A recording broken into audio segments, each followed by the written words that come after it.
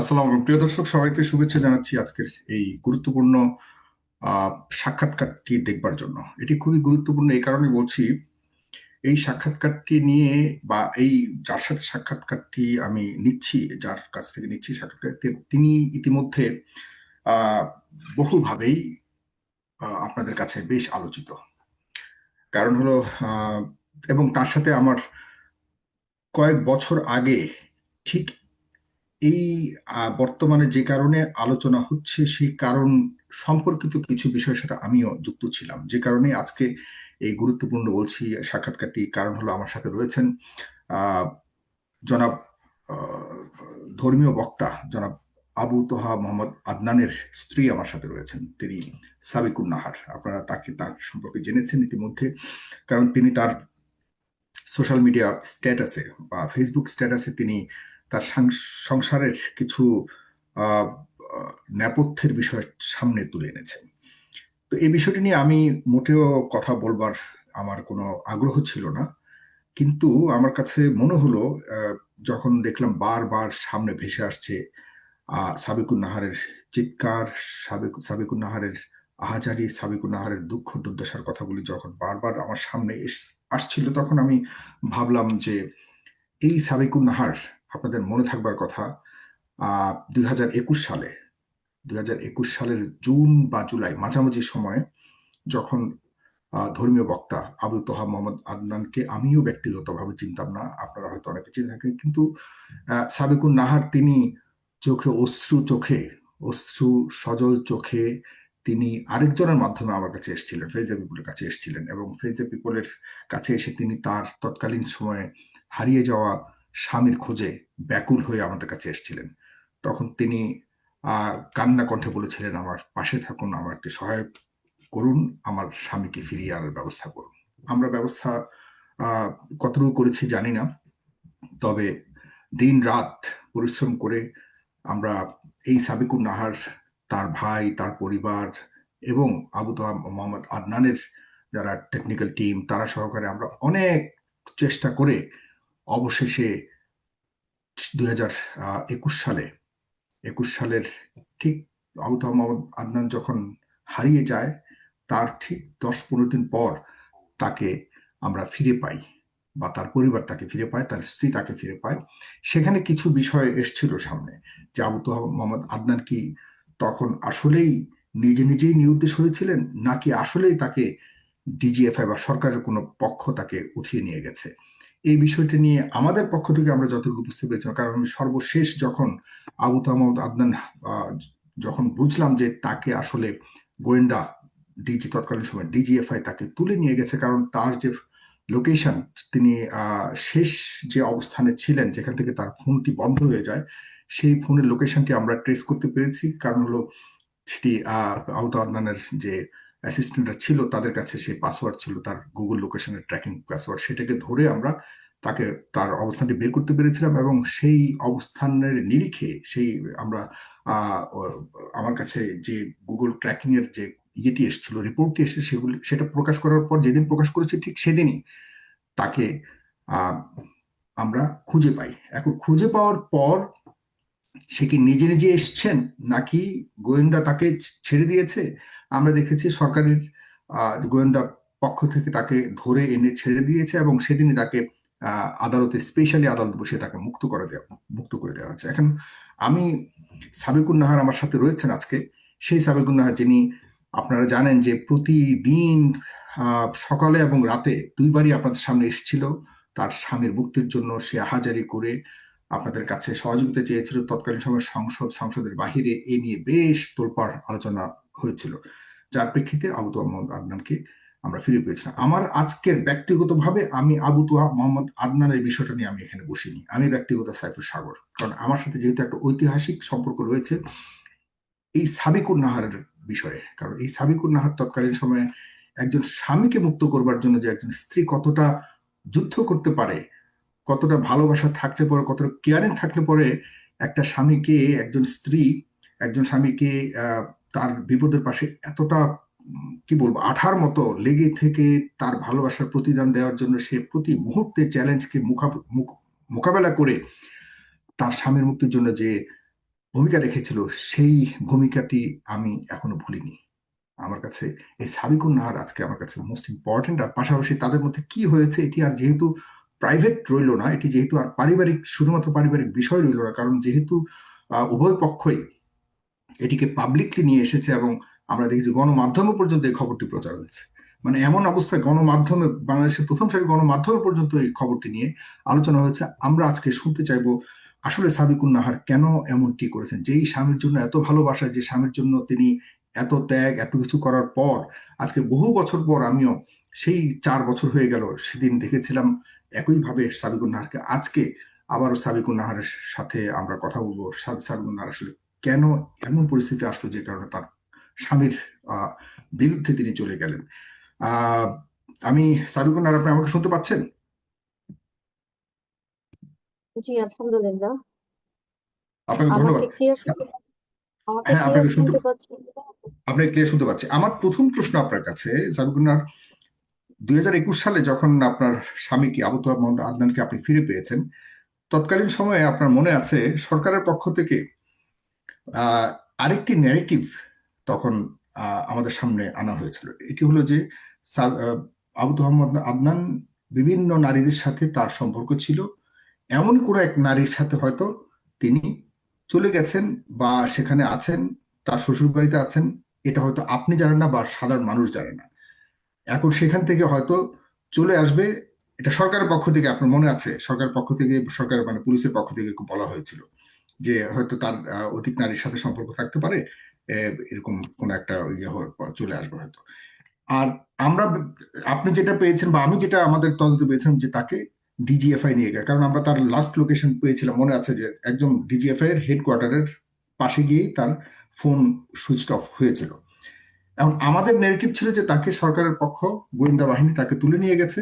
আর সরকারের পক্ষ থেকে বলা হয়েছিল যে তিনি নিজে আহ স্বইচ্ছায় তিনি আত্মগোপনে আছেন, কারণ তিনি পরনারীর সাথে তার কোনো সম্পর্ক আছে যেটা হয়তো পরিবার থেকে লুকোচ্ছেন। এই দুইটা ন্যারেটিভ আমাদের সামনে তৎকালীন সময় ছিল, কিন্তু আমরা পরবর্তীতে তিনি বেরিয়ে বেরিয়ে আসার পর, মানে আবু মোহাম্মদ আদনান বেরিয়ে আসার পর আমরা আর কোন ন্যারেটিভটা সঠিক এটা আর পাইনি, কারণ তিনি স্পষ্ট করেননি আসলে তিনি কোথায় ছিলেন। তাকে কি গোয়েন্দা নিয়ে গেছে, নাকি তিনি আসলে স্বইচ্ছে কোথাও আত্মগোপনে ছিলেন। আপনি এই 4 বছরে কি পেয়েছেন সেই ঘটনার প্রেক্ষিতে, আসলে তিনি কোথায় ছিলেন আমি একটু শুনতে চাই। কারণ হলো উনি এ পর্যন্ত আমাদের কাছে, আমাকে ব্যক্তিগতভাবে ফোন দিয়ে জানাননি যে ভাই আমি অমুক জায়গায় ছিলাম এবং দেশবাসীকে অনেক কৃতজ্ঞতা জানাই, আমার জন্য অনেক কষ্ট করেছে, কিছুই আমরা জানিনি। যাক, সেটা ভিন্ন কথা, কিন্তু আজকে আপনার ওই ঘটনায় যাওয়ার আগে আমি ওই বিষয়টা একটু স্পষ্ট হতে চাই, আপনি কি জেনেছেন? জি, আলহামদুলিল্লাহ। আসলে তখন প্রেক্ষাপটটা ছিলই এরকম যে বিষয়টা ওভাবে সাজানো হয়েছে। তাকে সেভাবে ডিজিএফআই বলছে যে তোমাকে, তুমি যদি এখন বাঁচতে চাও, এমন একটা আম, ঘটনা, এমন একটা বিষয়, সিনারি ক্রিয়েট করতে হবে তোমাকে, যেটা দ্বারা আমরা বিতর্কিত না হই, প্রশাসন বিতর্কিত না হয়। দ্যাটস ওয়াই তিনি ওভাবে বিষয়টা সাজিয়েছিলেন। এবং এটা সত্য যে তাকে গুম করা হয়েছিল। এবং আমাকে আপনাদের সাথে কোনোভাবে যোগাযোগ করা সুযোগ দেওয়া হয়নি, বা আমরা কারো কেউই স্বেচ্ছায় কোনো মিডিয়ার সাথে যোগাযোগ করিনি। একেবারেই আমরা আহ, আড়ালে চলে গিয়েছিলাম, কারণ আমাদেরকে সেভাবে হুমকি দেওয়া হয়েছিল। এবং এটা শতভাগ সত্য যে ডিজিএফআই এর মাধ্যমে মানে তাদেরকে উঠিয়ে নেওয়া হয়েছিল। সে কোনো কারো বাসায় গিয়ে কোনো নারী সংক্রান্ত এটা ইস্যু ছিল না। এটাই। যে যে সাবগুনার, আমি আমার, আমাকে শুনতে পাচ্ছেন তো, রাইট? জি, আমি শুনতে পাচ্ছি। আমাকে ক্লিয়ার শোনা যাচ্ছে কিনা আপনাকে এটা শুনতে একটু পাচ্ছি, কনফার্ম আপনাকে করুন। শুনতে পাচ্ছি, ক্লিয়ার শুনতে পাচ্ছি। আমার ল্যাপটপের ইয়েটা চলে গেছে, যাই হোক, আমাকে শুনতে পাচ্ছেন। আমি এখন আপনাকে যে প্রশ্ন করতে পারছি, করতে চাচ্ছি সেটি হলো যে আম, আপনি হঠাৎ করে এই 4 বছর, তো আপনাদের ব্যাপারে কিছুই জানিনি, আপনার সাথেও আমার কখনো কথা হয়নি, কিন্তু হঠাৎ করে এখন আপনি একদম গণমাধ্যমের আহ, শিরোনাম হয়ে গেলেন। কারণ হলো আপনি আপনার স্বামীর বিরুদ্ধে অভিযোগ এনেছেন, আবু তোহা মোহাম্মদ আদনানের বিরুদ্ধে অভিযোগ এনেছেন যে তিনি কোনো একজন পরনারীর সাথে তার সম্পর্ক হচ্ছে। এই ধরনের অভিযোগটি আসলে কতটা সত্য? কারণ আমরা ইতিমধ্যে দেখেছি যে আবু মোহাম্মদ আদনান তিনি আবার স্ট্যাটাসে তিনি সম্পূর্ণ বিষয়গুলো অস্বীকার করেছেন। তিনি বরং আপনাকে অনেক বিশ্বাস করেন এবং বিশ্বাস নিয়ে যাতে আপনি কোনো ধরনের হেরফের না করেন এমন অনুরোধ। এবং তিনি কসম দিয়ে বলেছেন এমন কোনো অভিযোগের সত্যতা নেই, এগুলি সবই মিথ্যে। একটু জানতে চাই আপনার কাছ থেকে আসলে কেন এমন ধরনের অভিযোগ আপনি সামনে আনলেন। জি, আমি ক্লিয়ার বলবো, এবং আমাকে বলার জন্য একটু সময় দিতে হবে, ধৈর্য ধরে আমার কথাগুলো শুনতে হবে, তাহলে আপনারা পুরো বিষয়টা আপনাদের সামনে পরিষ্কার হবে। আমি শুরুতে আমার হিতাকাঙ্ক্ষী বোনদের জন্য, বিশেষ করে যাদের আমার ব্যাপারে একটা কমন মানে অস্বস্তি বা খারাপ লাগা বা অভিযোগ কাজ করছে, যে আমি কেন বিষয়টা সামনে আনলাম সত্য হলেও, আমি কেন গোপন করলাম না, বা করাটা আমার জন্য উচিত ছিল, আমি কি সবর করি না, ইত্যাদি অনেক বিষয় তাদের একটু খারাপ লাগা আছে, যারা আবার বোন তাদের জন্য। আমি তাদেরকে একটা মাসালা ক্লিয়ার করে দিয়ে আমি দেন আমার আলোচনাটা শুরু করব। আল্লাহ রাব্বুল আলামিন সূরা নিসার 148 নম্বর আয়াতে বলছেন যে লা ইউহিব্বুল্লাহুল জাহরা বিসসুই মিনাল কাওলি ইল্লা মান যুলিমা ওয়া কানা আল্লাহু সামিআন আলিমা। এই আয়াতের মধ্যে আল্লাহ রাব্বুল আলামিন বলছে যে নিশ্চয়ই মানে কোনো খারাপ কাজের প্রকাশ্যে প্রকাশ করা, এটা আল্লাহ রাব্বুল আলামিন কখনোই পছন্দ করেন না, কিন্তু যার উপরে জুলুম করা হয়েছে সে ব্যতীত। তার মানে বোঝানো হচ্ছে এটা সে করতে পারে। এই আয়াতের ব্যাখ্যায় আল্লামা মুফতি শফি রহিমাহুল্লাহ তার মারিফুল কুরআনে তিনি বলছেন একটা অংশে যে এই আয়াতে কারিমে অনেকগুলো ব্যাখ্যা আছে, তার মধ্যে একটা এটা বলছেন যে মাজলুম ব্যক্তি যদি অত্যাচারীর অন্যায় অত্যাচারের কাহিনীগুলো মানুষের কাছে প্রকাশ করে, তবে তা শেকায়েত এবং হারাম বা মানে হারাম গীবতের অন্তর্ভুক্ত হবে না। এটা মাজলুম ব্যক্তি যদি শেকায়েত করে, শেকায়ত প্রকাশ্যে করে, এটা হারাম গীবতের অন্তর্ভুক্ত হবে না। আর এটা ওই যে মুসলমান ভাইয়ের দোষ ত্রুটি গোপন করার এই আওতায় পড়বে না। তিনি এটা বলছেন, এটা তার ফতোয়া মুফতি শফি রহিমাহুল্লাহ। এবং তিনি বলছেন যে কারণ জালেম নিজেই মাজলুমকে অভিযোগ করার জন্য এখানে সুযোগ করে দিয়েছে এবং বাধ্য করেছে।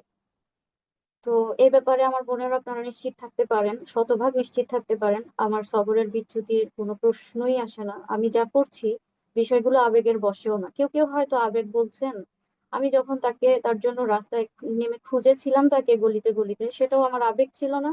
আমি যা করি আমি বুঝে করেছি, আমি জানি।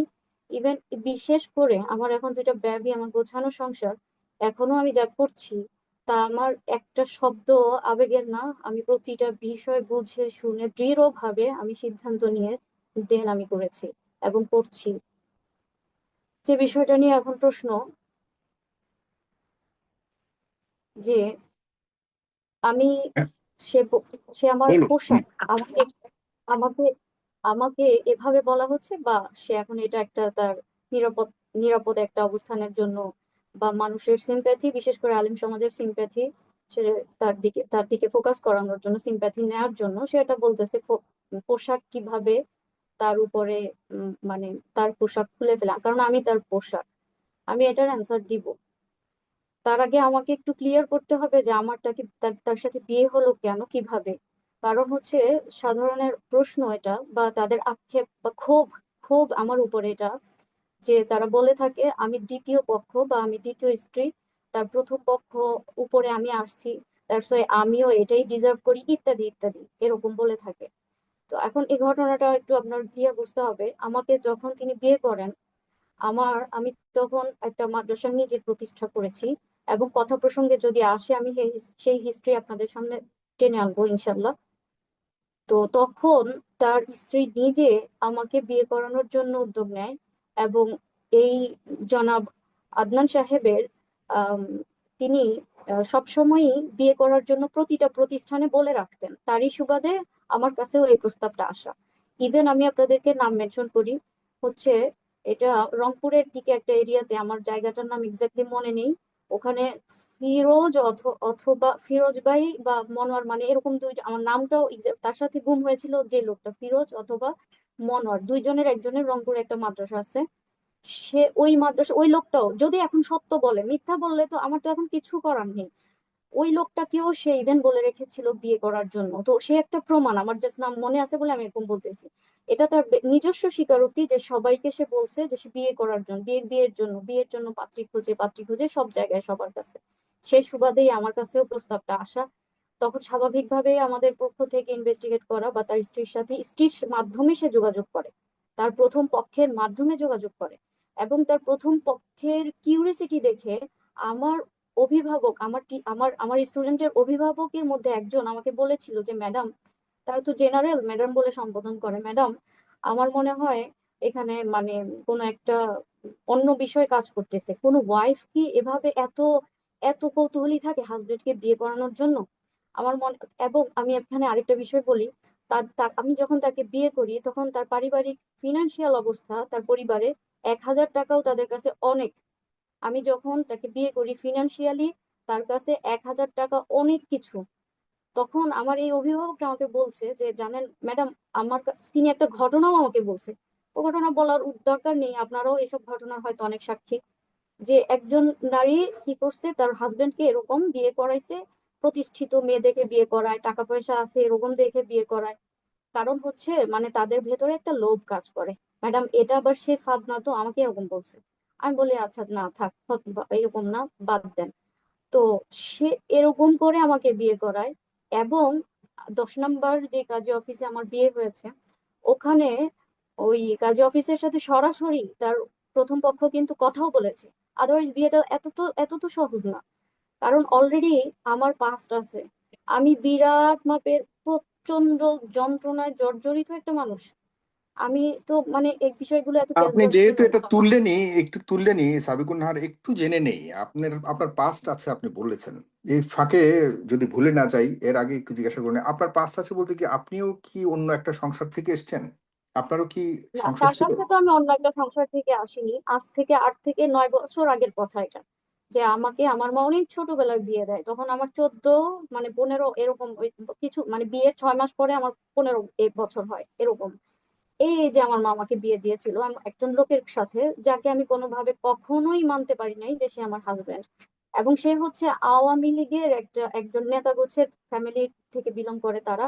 আমি ওই পরিবারে গিয়ে দেখছি যে তারা শত শত মানুষ নিয়ে মানে মিছিল মিটিং এ বের হয়। তারা কখনো কারো বাড়িতে মারামারি করে ভাঙচুর করে, কখনো তাদের বাড়িতে মারামারি হয় ভাঙচুর হয়। আমি একেবারেই একদম ভেতরের মধ্যে মানে কনজারভেটিভের উপরে একটা ফ্যামিলির মেয়ে। আমার বাবা প্রায় 36টা মাদ্রাসার প্রতিষ্ঠাতা ছিলেন। এবং আমার বাবার হাত ধরে অনেক সাধারণ মানুষ দিনের মধ্যে দিন প্র্যাকটিস করেছে এখনো করছে। আমার পরিবারের আমার আমার ভাইয়েরা প্রত্যেকে আলেম হাফেজ মুফতি। আমার বোনেরা সবাই আলেমা, আমার মা আলেমা। শুধুমাত্র আমার ছোট ভাই জেনারেল পড়াশোনা করেছে। এমন একটা ফ্যামিলি থেকে আমার বাবা মারা যাওয়ার পর আমার মা এটা একটা ভুল করে, যে সে এতটুকুও দেখে নাই যে তারা ইসলাম জানে কিনা, লা ইলাহা ইল্লাল্লাহ কালিমাটা পর্যন্ত জানে কিনা, এতটুকুও দেখে নাই। সে আর কি হয়তো বা এরকম ভাবছে যে মানে তাদের বাড়ি আছে, যেটা সাধারণত আমাদের সমাজে দেখা হয় এরকম। তা আমি তখন তাহলে বিয়েতে রাজি হয়েছেন কেন, এটা একটা প্রশ্ন আসে। আমি তখন বলছি যে আমার মা যেহেতু রাজি, তা আমার মাকে দেখতাম খুশি, আমার বড় বোন খুশি, তারা চাচ্ছে আমি এই যে একটা মেয়ে, আমার কতটুকু বুঝ থাকতে পারে। আজকে তো তারা চাইলেই আমাকে তাদের কোনো সিদ্ধান্ত আমার উপরে চাপিয়ে দিতে পারবে না। আমার তখন বুঝ ছিল না, আমি শুধু দেখছি যে ওদের খুশি, তোমরা খুশি, মা খুশি, দেন ওকে, ওকে। কিন্তু আমি এটা কখনোই মন থেকে একসেপ্ট করতে পারিনি। এবং যেটা বলছিলাম যে যেহেতু স্পষ্ট তারা হই, পলিটিক্যাল। আরেকটু স্পষ্ট হই, বুঝছি আপনার মানে বাল্য বিবাহ হয়েছে, তখন হয়তো আপনি ব্যক্তিগতভাবে এটা পছন্দ ছিল না।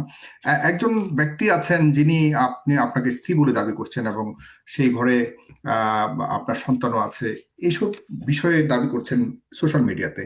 তিনি কি আপনার স্বামী ছিলেন এবং তারাই জি, জি আমি বলছি তো, যেহেতু তারা রাজনৈতিক একটা পরিবার, আমাদের বাসা পর্যন্ত ভাঙচুর করছে। আমাকে তারা মানে তাদের সর্বোচ্চ সাধ্য অনুযায়ী বন্দি করে রাখার চেষ্টা করছে। কিন্তু আমার মনে একটাই কথা ছিল, আমার এজ যদি 60 বছরও হয় তবুও আমি এই বন্দিশালা থেকে বের হব। আমি আগাগোড়াই হচ্ছে ইলম পিপাসু মানুষ। আমি পড়াশোনা করতে সব সময় ভালোবাসি। হুম, এবং আমার জন্য আমি এটাই বুঝি যে আমার জীবনে কিছু না থাক, কিতাব থাকতেই যথেষ্ট। তো আমি হুম, ডাক্তারকে এটা বলতাম, ওরা যদি রাজি হয়, আমাকে অনেক হুমকি দেওয়া হইতো, দিয়ে ওখানে রাখা হয়েছে। একটা লং টাইম আমার জীবনের ওখানে কেটে গিয়েছে। তো হুম, ওইভাবে তারা আমাকে সাফার করছে, এটা সত্য, তারা আমাকে সাফার করেছে। কারণ আমি যেহেতু ওখানে থাকতে চাইতাম না, কখনোই না। কারণ যাওয়ার পরে আরো স্পষ্ট হয়েছে বিষয়গুলো, যে তারা হানাহানি মারামারি কাটাকাটি ঝগড়াঝাটি চিল্লাচিল্লি, আমিও তাদের মতোই হয়ে গিয়েছিলাম। তো আমার আমার কোনোভাবেই এটা আমার সাথে আমার মতো আমি মানতেও পারিনি। আমি সবসময় এটা চাইতাম তো হঠাৎ একটা সময় পরে তারাও হয়তো বিরক্ত হয়ে মেয়ে খুঁজে যে বিয়ে করার জন্য তার পরিবারের থেকে। তো একটা মেয়ে পায় আমার সাথে ডিভোর্সের 6 মাস আগে, ওই মেয়েটাকে তারা শনাক্ত করে। দেন তারা এগ্রি করে যে ওকে দেন, তাহলে এখন আমি যদি ডিভোর্স চাও দেন তাহলে আমার একটা শর্ত, যে বেবিগুলো লিখে দিয়ে দিতে হবে, কোনোদিন দাবি করা যাবে না। আমার মাথার মধ্যে এটা কাজ করতেছিল যে আমি তো এখান থেকে আসলে মুক্তি চাই, আল্লাহ যা তাকদিরে রাখছে হবে। আর ওকে ওকে করে আমি তাদের শর্তের সব শর্ত মেনে আমি তারপরে ওখান থেকে বের হয়ে আসি। এখানে আরেকটা বিষয় উল্লেখ করা জরুরি, যে ওই লোকটার ভিডিওর মধ্যে একটা কথা সে বলছে যে কাবিন, কাবিন বা দেনমোহর যেটা বোঝাচ্ছে সে, এখানে হুম সে, আমার দেনমোহর ছিল কত জানেন? 50,000 টাকা। 50,000 টাকা দেনমোহর, এবং সে 50,000 টাকা সে যে আমাকে একসাথে দিয়েছে এটাও না, 50,000 টাকা সে মাসে মাসে আমাকে 3,000 টাকা করে দিয়েছে।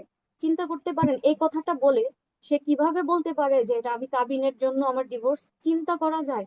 এটা চিন্তা করা যায়? ইভেন আমাদের আদনান সাহেবের সাথে যে আমার বিয়ে হয়েছে মাত্র 1 লাখ টাকার দেনমোহরে, আমার কাছে দেনমোহর কখনোই কখনোই কখনোই আপনি কি আমার ওই কাছ থেকে ঘরে টাকা থাকাকালীন কি আদনান সাহেবের সাথে আপনার পরিচয় হয়েছিল, নাকি ওই ঘর না। থেকে বেরিয়ে আসা? আমার ডিভোর্স হয়েছে মেবি 16 সালের শেষের দিকে কিংবা 17-র দিকে, আমার এক্স্যাক্টলি মনেও নেই। আমি এগুলো কল্পনাতেও রাখি না, আমার চিন্তাতেও নাই, কিছুতেই নেই। আমার আজকে মনে করতে হচ্ছে, পরিস্থিতির হুম শিকার হয়ে আজকে আমার মনে করতে হচ্ছে।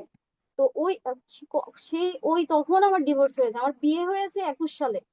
আদনান হুম সাহেবের সাথে আমার বিয়ে হয়েছে 21 সালে, আমি তাকে চিনিও না, সেও আমাকে চিনে না। এটা তহমত, এটা তার উপরেও হুম আমার উপরেও একটা তহমত।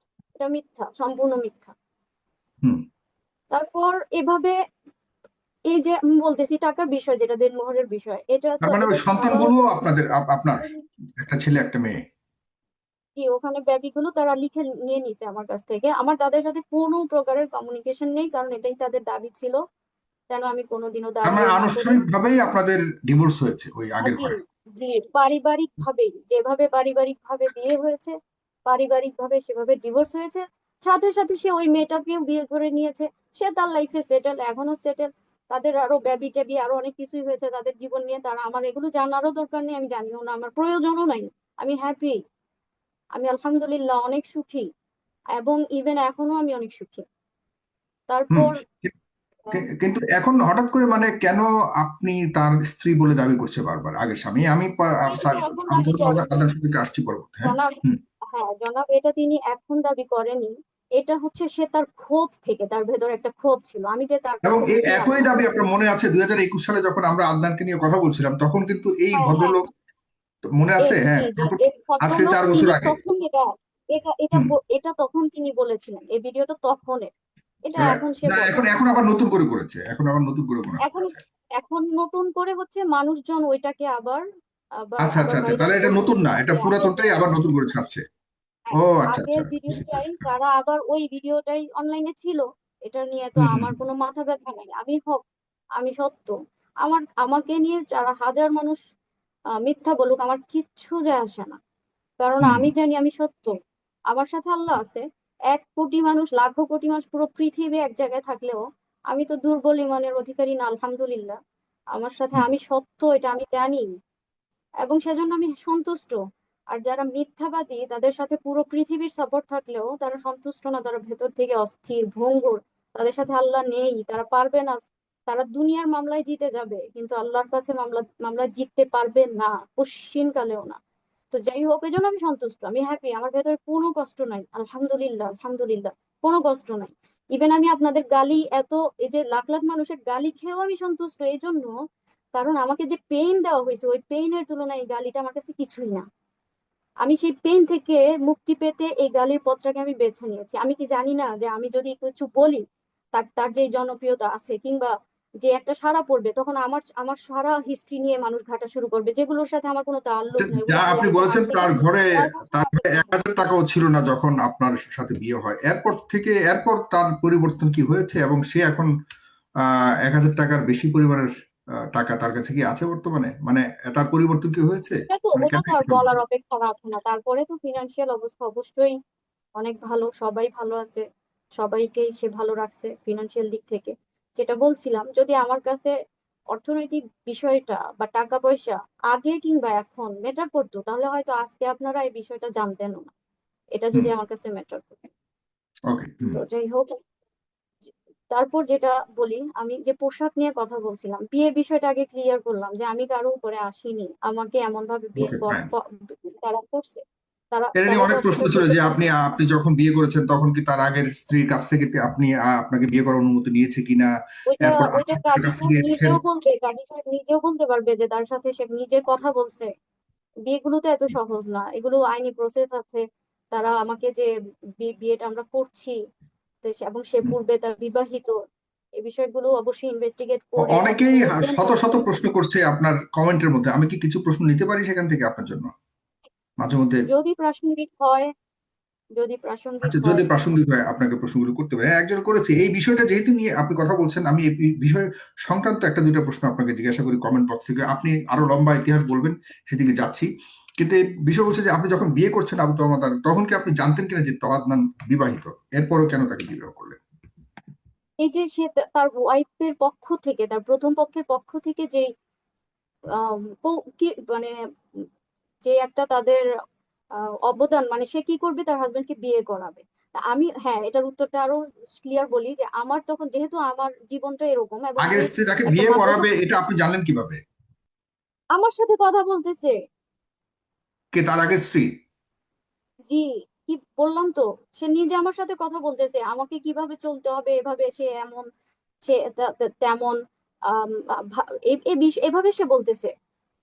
বাহ, চমৎকার! তো তা মানে এটা আগের আমারও স্ত্রী প্রশ্ন। আপনাকে তাকে বিয়ে করাবে এবং আপনার সাথে কথা বলে আপনি কেমন চলবেন হ্যাঁ, সবকিছু ঠিকঠাক করেছে আগের হ্যাঁ, স্ত্রী? ও, হ্যাঁ। বাহ। এখন আমার অনেক। প্রশ্ন হচ্ছে, সে তো হুম। তাকে ছেড়ে দিয়েছে, তার সাথে হয়তো ডিলিংসই হচ্ছে অর্থনৈতিক বিষয়, বা আদনান তারপরেও সাহেব যে আমার আসলেই মনে হয় যে সৌভাগ্যবান। তাকেও হুম, হুম। এত পরিমাণে প্রেশার দেওয়া হয়েছে যে আমার মনে হয় সে বাধ্য হয়েছিল ওই সময়টা ওইভাবে ডিল করতে। তাকে এমন ভাবে আমার জায়গায় যে কোনো মেয়ে, জানেন, আমি নিজেও তাকে শতবার বলছি যে ওকে ঠিক আছে বিয়ে করো, ওকে ঠিক আছে বিয়ে করো, আচ্ছা কিন্তু আমি কেন কথা বলবো, কেন আমি কেন ইনভলভ হইতে পার, এটা তো আমার দ্বারা পসিবল না, তুমি যাও করে ফেলো, কখনো কারোর সাথে চলো, আমাকে কেন ইনভলভ, আমি অনেক হাতে পায়ে ধরছি, কিন্তু মানে আমি হুম। আমি কখনো পদক্ষেপ নিয়েছি, আমি তারপর পারিনি। তুমি করো, আমাকে কেন ইনভলভ করে, কারণ হচ্ছে এখানে একটা রিজন হচ্ছে এই, কারণ আমাকে আপনারা, মানে সাধারণরা এমন ভাবে চিনে। এখন সে যদি আমাকে নিজে থেকে ইগনোর করে বা আমাকে ছেড়ে আরেকজনের কাছে যায় বা আমাকে ডিভোর্স করে আরেকটা কিছু করে বা আমাকে ছেড়ে দেয়, এটা তার জন্য সে প্রশ্নবিদ্ধ হবে, সে কেউই তাকে সাপোর্ট করবে না। আচ্ছা, আমি ধীরে ধীরে এই বিষয়গুলোতে আসছি, গ্রাজুয়ালি হুম, আমি হুম, হুম। একেবারে জি, সব জি, গ্রাজুয়ালি। তা এখন সে যেহেতু প্রথম, তারপর এখন ওই যে যারা বলছেন যে তার প্রথম পক্ষ থাকতে আমি কেন বিয়ে বসলাম, তার প্রথম পক্ষ হচ্ছে তাকে ছেড়ে দিয়েছে, তার সাথে ডিলি যে বাবা খাওয়া পড়া দিয়ে আমি আমার মতো চলি, সে তাদের অবস্থানে তারাও তেমন, এমন অসংখ্য মেয়ে আছে বাংলাদেশে, অসংখ্য মেয়ে আছে, আমি তাদের মধ্যে না। আলহামদুলিল্লাহ, আমি এটাই তো আমার রুচি, আমি তাদের মধ্যে না। সে তাকে ছেড়ে দিয়েছে, আমি তাকে বিয়ে করেছি, কিন্তু আমি তো তাকে ছাড়ি নাই যে তুমি আরো 14টা বিয়ে করো। আমি তো, সে তাকে কি ছেড়ে দিয়েছি কিভাবে জানেন, সে তাকে এক কাপ চা বানিয়ে খাওয়ায় না, সে তার জন্য একটা ভাত রান্না করতো না। এখন হয়তো সব উল্টে যাবে, সব উল্টে যাবে, 2 বছর থেকে উল্টে গেছে, মানে আমি যখন বিয়ে করি তখনের সিচুয়েশন, সে তার থেকে এভাবে, মানে মুক্তি পেতে চাইছে, মুক্তি পেতে চাইছে। তো আমি তো বরং, কিন্তু অন্যদিকে আমি তো তার জন্য সাজি, আমি তার জন্য আচ্ছা, সাজাই। আগের বউ আমার আপনাকে কেন বিয়ে করতে, আপনাকে বিয়ে করাতে চেয়েছে আগের বউ, এর কারণ কি শুধুমাত্র অর্থনৈতিক? না, এটা এটা এটা আমাকে আমার একটা গার্ডিয়ান বলছে যে এরকম কারণ কিনা, কারণ এত কিউরিয়াস একটা মহিলা এটা তো হইতে পারে না, একটা মানুষ হুম। একটা তার হাজবেন্ডকে বিয়ে করাবে, এটা কিভাবে পসিবল। দেখেন তাহলে পরে ম্যাডাম, আর কি এরকমও কোনো জানতে কারণ পেরেছেন থাকে। কি কারণে? তো এখন এটা তারা জানে, আল্লাহ ভালো জানে, আল্লাহ ভালো জানেন। কি তারা এখন তো এটাকে তারা মানে খুব মহান সাজে এটা বলে যে আসলে 3-4টা বিয়ে করা জায়েজ আছে, তার জরুরত ওকে করছে, বিষয়টা দিয়ে আচ্ছা। তো তারা এখন মহান সাজে। হুম, হুম। কিন্তু বুঝতে বিষয়টা পেরেছি। আসলে এত মহানের না। আমি গ্রাজুয়ালি আসতেছি, আমি ক্লিয়ার করব, প্রতিটা বিষয় ক্লিয়ার করব, আমি জি। ক্লিয়ার করার জন্যই আসছি। তারপর যেটা বলছিলাম যে আমি তো তাকে ছেড়ে দেইনি, আমি আমার ঘরের একটা বেডশিট থেকে শুরু করে ফ্লোর ম্যাট, আমার ঘরের একটা কাপ, একটা চামচ, এক এক- প্রতিটা জিনিস, একটা সুতা, আমি সবকিছু তার নামে করেছি, তার নামে করেছি, তার জন্য গুছিয়েছি, আমি তার জন্য সাজি, আমি তার জন্য সাজাই, আমি তার জন্য গোছাই, আমার এটা পুরো সংসার। আর সে আমার, আমি তাকে ছেড়ে দেই নাই। ইভেন আমার যখন আয়সা হয়, আমি এত অসুস্থ, আমি প্রচন্ড পেইনের মধ্য দিয়ে আমার আমার আয়সা হয়েছে। আমার 1 বছরে 2টা বেবি হয়েছে, যেটা আমার ফিজিক্যালি আমার নিতে অনেক কষ্ট হয়েছে, অনেক ভাবে অনেক প্রসেসে অনেক অনেক কেয়ারের মধ্যে থেকে, পুরো বলা যায় যে ইন্টেন্সিভ কেয়ারের মধ্যে থেকে আমার বেবি গুলো দুনিয়ার মধ্যে আসছে। আয়সা হওয়ার পরে আমার ব্যাকবোনের যে ডিস্ক, মানে এই প্রবলেম গুলোর আমি রাইট নাম জানি না, ওখানে একটা প্রবলেম হয় যেটা ট্রিটমেন্ট আমি আজও করি নাই, কারণ এরপর থেকেই আমার জীবনে এই ঝড়গুলো চলছে। তো হুম, ট্রিটমেন্ট করার মতো সে মানসিকতা, ফুরসত, সুযোগ সেটা আমার মধ্যে কখনোই আজও পর্যন্ত হয় নাই, আজও হয় নাই। তো আমার প্রচন্ড রকম নেক পেন ছিল। চতুর্থ দিন আমি যখন হসপিটাল থেকে যেদিন আসি, আমাকে মনে হয় ছেড়েছিল আর 3য় দিনের দিন, মানে 2 দিন পরে। তো আমি হসপিটাল থেকে যেদিন বাসায় আসি, সেদিন আম, আমি দাঁড়াতে পারি না। আমি, এটা স্বাভাবিক, আপনারা জানেন, যেহেতু এটা সি সেকশনে বেবিটা হয়েছে, আমি খুব আস্তে আস্তে হাঁটি। কিন্তু আমি সেদিনও, এই দিন, এদিন আমি তার জন্য, আমি এদিন তার জন্য নিজে চা বানিয়েছি। আমি আমি হসপিটাল, আমার যেদিন বেবি হয়েছে পরের দিন, সে আমাকে বলে কি, যান মশারি টানাও। মানে আমি উঠতে পারি না বেড থেকে। পরে বলে কি, ও সরি, মানে এত, মানে এটা কেন বললাম, মানে সে এত পরিমাণে অভ্যস্ত এবং আমার উপরে ডিপেন্ডেন্ট, মানে তার এক একটা একটা সুতার জন্য সে আমার উপরে ডিপেন্ডেন্ট। আমি যে আজকে বেডে পড়ে আছি, আমার অপারেশন হয়েছে মাত্র, সে তার এটাও ভুলে গেছে। সে আমার সাথে হসপিটালে বেডে আছে, মানে সে বলতেছে মশা কামড়ায়, যান মশাইটা। সে আমাকে কিন্তু অথচ 1 গ্লাস পানি খাওয়ায়নি। তখন আমি প্রচন্ড নেক পেনে 15 দিন সাফার করছি। এখানে আমার অনেক বোনের আছে, এগুলো জানেন, আমার ডক্টর হুম, বোনেরা জানেন যে আমি কি পরিমাণে সাপোর্ট করছি। তো আমি তো তাকে ছেড়ে দেইনি। আমার ভাষাটা আমি যেটা বোঝাতে যাচ্ছি, যে আমি তো তাকে আমার জান প্রাণ দিয়ে আমি তার জন্য সর্বোচ্চ করেছি। আমি তো তাকে বলি নাই যে তুমি আরেকটা বিয়ে করো বাবা, আমাকে টাকা পয়সা দাও, আমি খেয়ে পরে নেম ফেম নিয়ে থাকি, তুমি আরেকটা বিয়ে করো, সে তোমার সব সামলাবে। আমি তো তাকে ছেড়ে দেই নাই, আমি তাকে ছেড়ে দেই নাই। আমার জীবনে কিচ্ছু, আমার দুনিয়ার প্রতি কোনো মোহ নাই, আমার দুনিয়াই ছিল সে, আমার গোটা দুনিয়াই সে, আমার গোটা দুনিয়াই সে, আমার পৃথিবীই সে, আমার জীবনই ছিল সে। অন্যথায় আমার দুনিয়ার সাথে কোনো কানেকশনই ছিল না। আমি সম্পূর্ণ, একদমই দুনিয়ার সাথে আমার কোনো বিষয়ে কোনো কানেকশন ছিল না। আমার গোটা দুনিয়া সে, আমি তার জন্য সাজাইছি সব, আমি তাকে নিয়ে গড়েছি সব। আমি তাকে তার মোহাব্বতের সাহস, তাকে যে ভালোবাসি, এই ভালোবাসার সাহসে আমি 2টা বেবি দুনিয়াতে আনতে পারছি, আদারওয়াইজ আমার ফিজিক্যাল কন্ডিশন এটা ছিল না। আমি সে সাহস করছি আমার মোহাব্বত থেকে। আমি অনেক সাফার করছি। ইভেন আমার বেবি যখন, আমি প্রেগনেন্ট যখন, আমার এসজিপিটি লেভেল এত হাই হয়ে গেছিল যে আমি আয়রন দিয়ে বসে বসে আমার গায়ে ছ্যাঁকা দিয়েছি। কিন্তু ও, ওর, আমি একটা সামান্য কিছুর জন্য আমি ওর মার উপর ডিপেন্ডেন্ট হইতে দেই নাই। আর ওর প্রথম বউকে, ওয়াইফের উপরে তো ডিপেন্ডেন্সি নাই, মানে সে ছেড়েই দিছে সব, সে করে না, এক কথায় সে করে না, করতো না তখন। আমি তাকে কে, সে, আমি তাকে কোনো অভাব কোনো কষ্ট, কোনো কিছু, এগুলো মানে সে ছোঁয়াও পায়নি। তো এই, এটা হলো আমার একটা অ্যান্সার, যে সে, আমি কেন তাকে বিয়ে করছি আর এখন সে কেন আরেকজনকে বিয়ে করবে, ওই জায়গায় আমার আমার আপত্তি বা প্রশ্ন। তো বিয়ে করবে, ওকে ঠিক আছে, এটা তো আমি একটু আগেও বললাম যে আমি মেনে নিছি, এটা তো আমি মেনে নিছি। আমি বারবার বলছি তুমি করো, আমাকে কেন ইনভলভ করো, আমার দ্বারা তো এটা পসিবল না। সে হয়তো তোমাকে ওভাবে ট্রিট করছে, ওভাবে জানছে, সে ওভাবে দরজার বাইরের মতো করে মানুষ তোমার সাথে ওভাবে ট্রিট করছে। আমি তো তোমাকে কলিজা থেকে মেনে নিছি, আমি তো তোমাকে কলিজা থেকে, তোমাকে আমি, তুমি আমার আমার পুরো দুনিয়া। আমি কেমনে পারি, আমি কিভাবে পারবো, আমি কেন ডিল করব, তুমি করো যা ইচ্ছা, যেখানে যার সাথে ইচ্ছা থাকো, আমি কেমনে পারবো। অনেক বলছি, কিন্তু সে আমাকে পেইন, পেইন, পেইন, পেইন দিতেই আছে, দিতেই আছে, দিতেই আছে। পোশাক, আজকে পোশাকের প্রশ্ন কেন আসে, যেদিন তার তার প্রথম পক্ষের বেবি হয়, তার প্রথম পক্ষের 2 নম্বর বেবি যেদিন হয়, আমি তখন রংপুরে।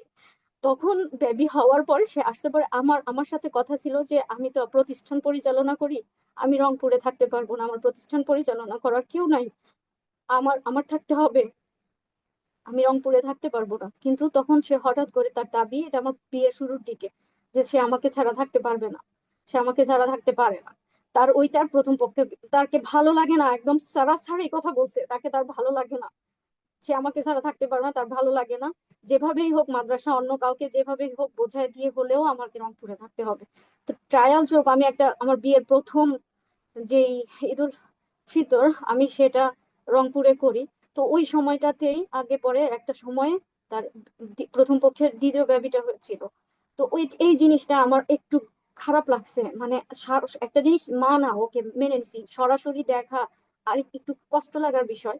আমার খারাপ লাগছে, আমি তবু আমার সেই খারাপ লাগা আমি প্রকাশ করি, আমি শুধু বলছি কি আমার মনে হয় রংপুরে থাকতে কষ্ট হবে, আমি ঢাকা থাকতে চাই, আমি থাকবো না, আমি বাসায় যাব, আমার ভালো লাগতেছে না এখানে। মানে আমি এই বিষয়গুলো নিতে পারি না, তারা যেটা চায় এক ঘরের মধ্যে 4টা ওয়াইফ থাকবে, এই রুমে একটা, ওই রুমে একটা, ওই রুমে একটা, রুমটা ওকে, এরকম অনেক মেয়ে আছে, তুমি তাদের নিয়ে থাকো, আমাকে আমার জগতে আমার মতো করে আমি থাকি না হয়। তো এখানে আমি তারপর শুধু সিম্পলি তার উপরে কোনো কর্কশ ভাষায় না, তাকে প্রেশার ক্রিয়েট করে না, কারণ আমি ইতিমধ্যে আমার জানা হয়ে গেছে যে মারাত্মক বদমেজাজি সে। আমি তখন সিম্পলি শুধু এতটুকু বলছি যে আমাকে আমি বাসায় যাব, আমার না এখানে ভালো লাগে না, আমি মেবি এখানে মানে এভাবে থাকতে পারবো না।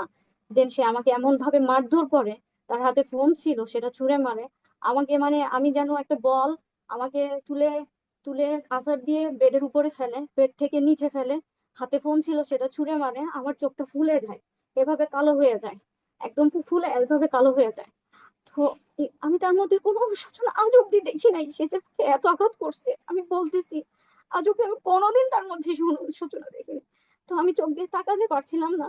তারপর সে নিজেই শিডিউল করলো রাতের বেলা সে আমাকে ডক্টরের কাছে নিয়ে যাবে। ডক্টরের কাছে গেল, ডক্টরের কাছে না সে মানে আপনাকে পরিচয় মারার দিচ্ছে পর? ডক্টর। হ্যাঁ, ডক্টরটা তার পরিচিত, আমি বুঝতে পারলাম, আমি তো জানি না।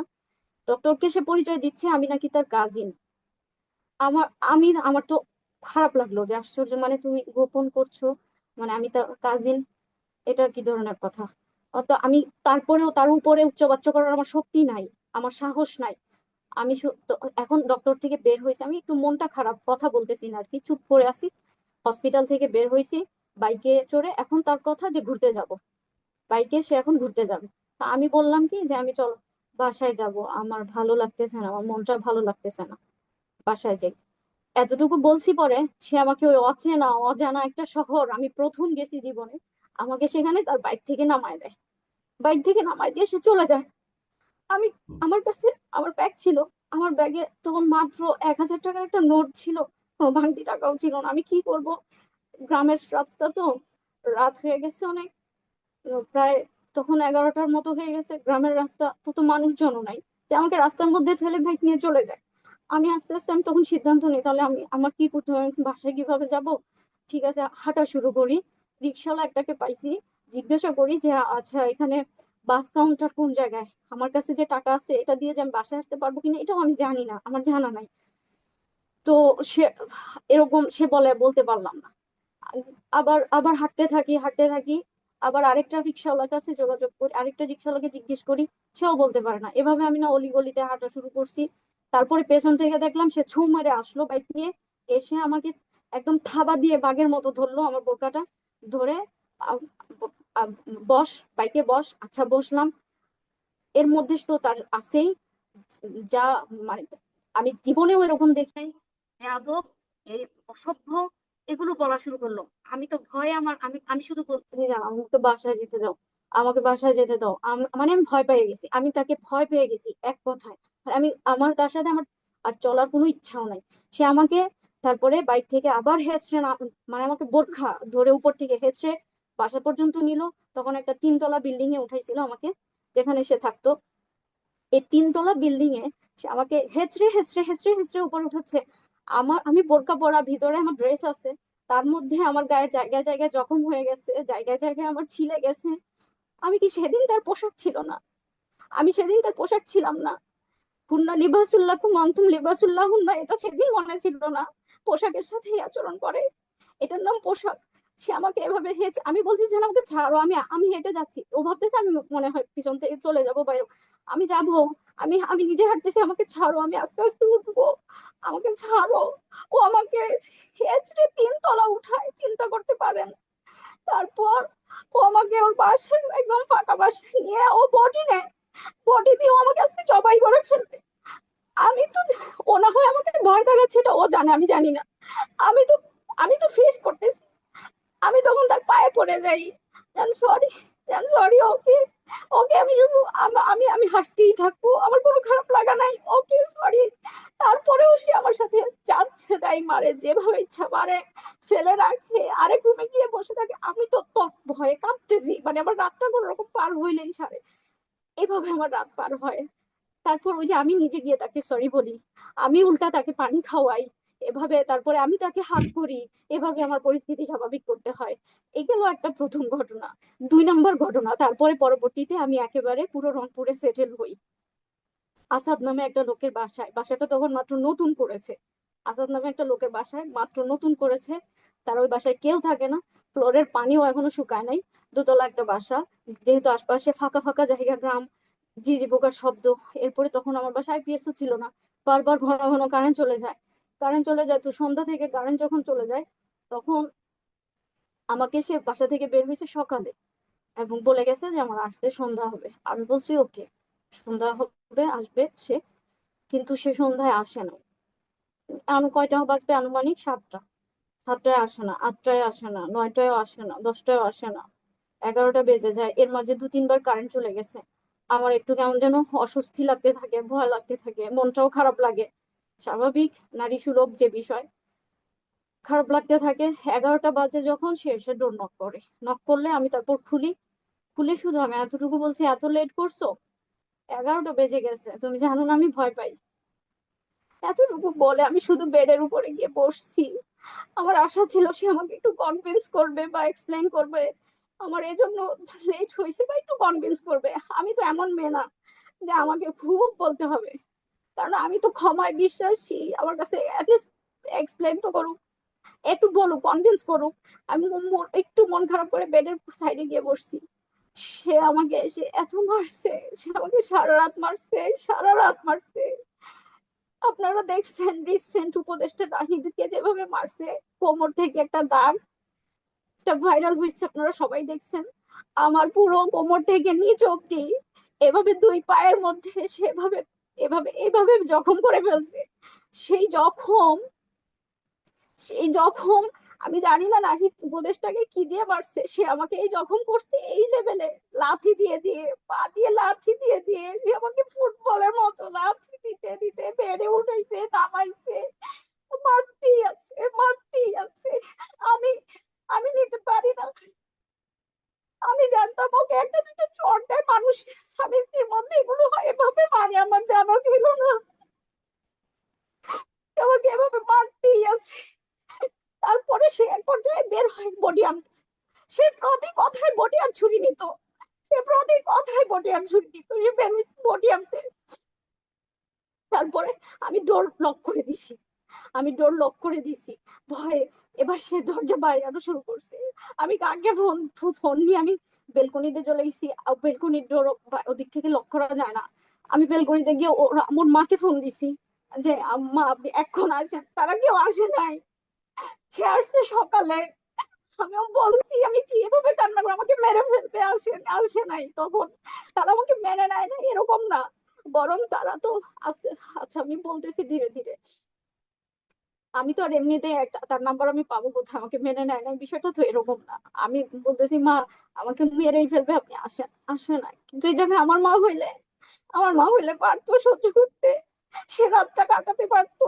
সে ওই দরজা বডি দিয়ে ভাঙে, সে ঢুকে, চিন্তা করতে পারেন আমার কেমন লাগে তখন। আমি শুধু একটা দোয়া পড়তেছিলাম, আল্লাহু খায়রুন হাফিজ, আল্লাহ ছাড়া আমাকে আজকে হেফাজত করার কেউ নাই। আমি তার পায়ে পড়ে গেছি যে আমি সরি, আর জীবনে বলবো না, আর জীবনে বলবো না। এগুলো আমার অপরাধ, কারণ আমি এর পরেও আবার এরকম কিছু একটা বলে ফেলতাম, কারণ আমি তো মেয়ে মানুষ। আমার মুখে চলে যান, লেট করছো, এটা করলা, আমি খারাপ লাগতেছে এরকম। আমি তখন পায়ে পড়া শুরু করলাম, আমি আর জীবনেও বলবো না। ওকে এক্সপ্লেন করতে বলেন, ওকে কসম করতে বলেন, ও আমাকে ওই দিন মারছিল কেন, এই একটা কথার উপরে। ওই দিন আরাফার দিন ছিল, সকালবেলা ওর মার সামনে আবার আমার সেই জঘন্যের উপরে আবার মারা শুরু করছে। আমি বলি আমাকে মাফ করো, আমাকে ছাড়ো।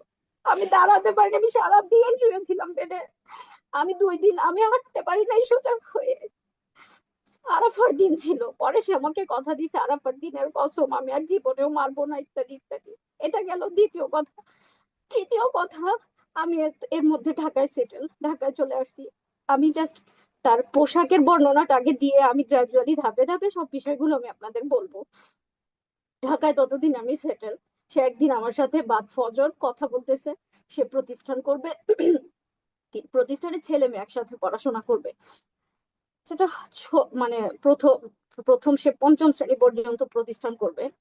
তো এ ব্যাপারে সে একটা আলোচনা করতেছে আমার সাথে। আমি তখন বললাম জান এটা আমাদের সাথে যায় না।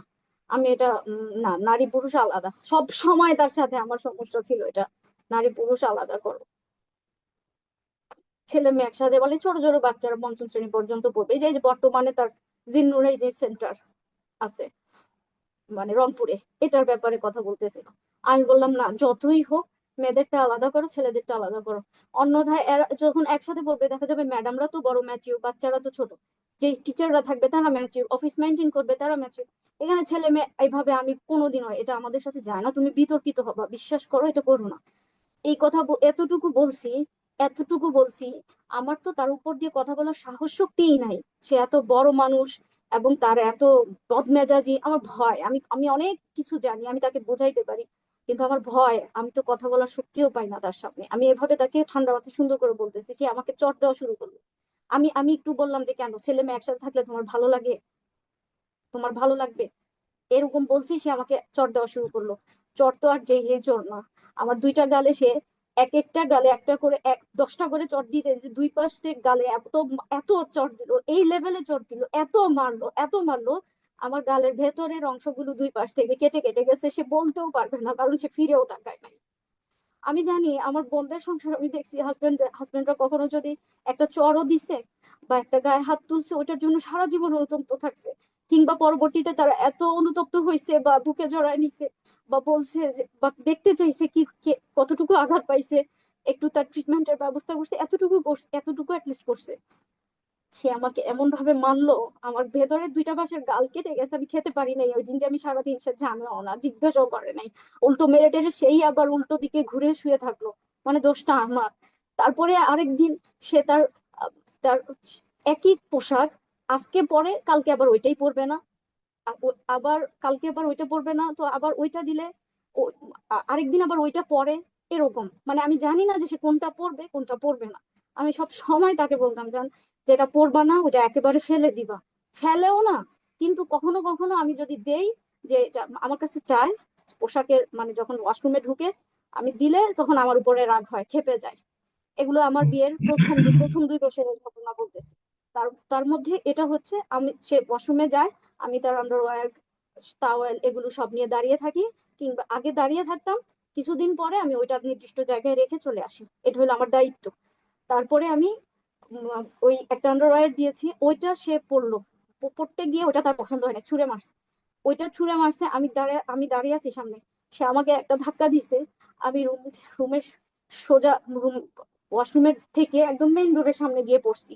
এমন ভাবে একটা ধাক্কা দিচ্ছে, আমার এত কষ্ট লাগছে। আমি গিয়ে, এটা ঘটেছিল আমার আলিদ খানের মাদ্রাসায়, আমার আলিদ খান আগে যেখানে ছিল ওখানে। আমি তারপরে গিয়ে অফিস রুমে বসে রইলাম যে আমি আর আর পারবো না। না, ও প্রতি কথা অনর্থক, কোনো কারণ ছাড়া আমার সাথে এরকম ঘেউ ঘেউ করে, এত মিসবিহেভ করে, আমি আর নিবো না, আমি আর পারবো না।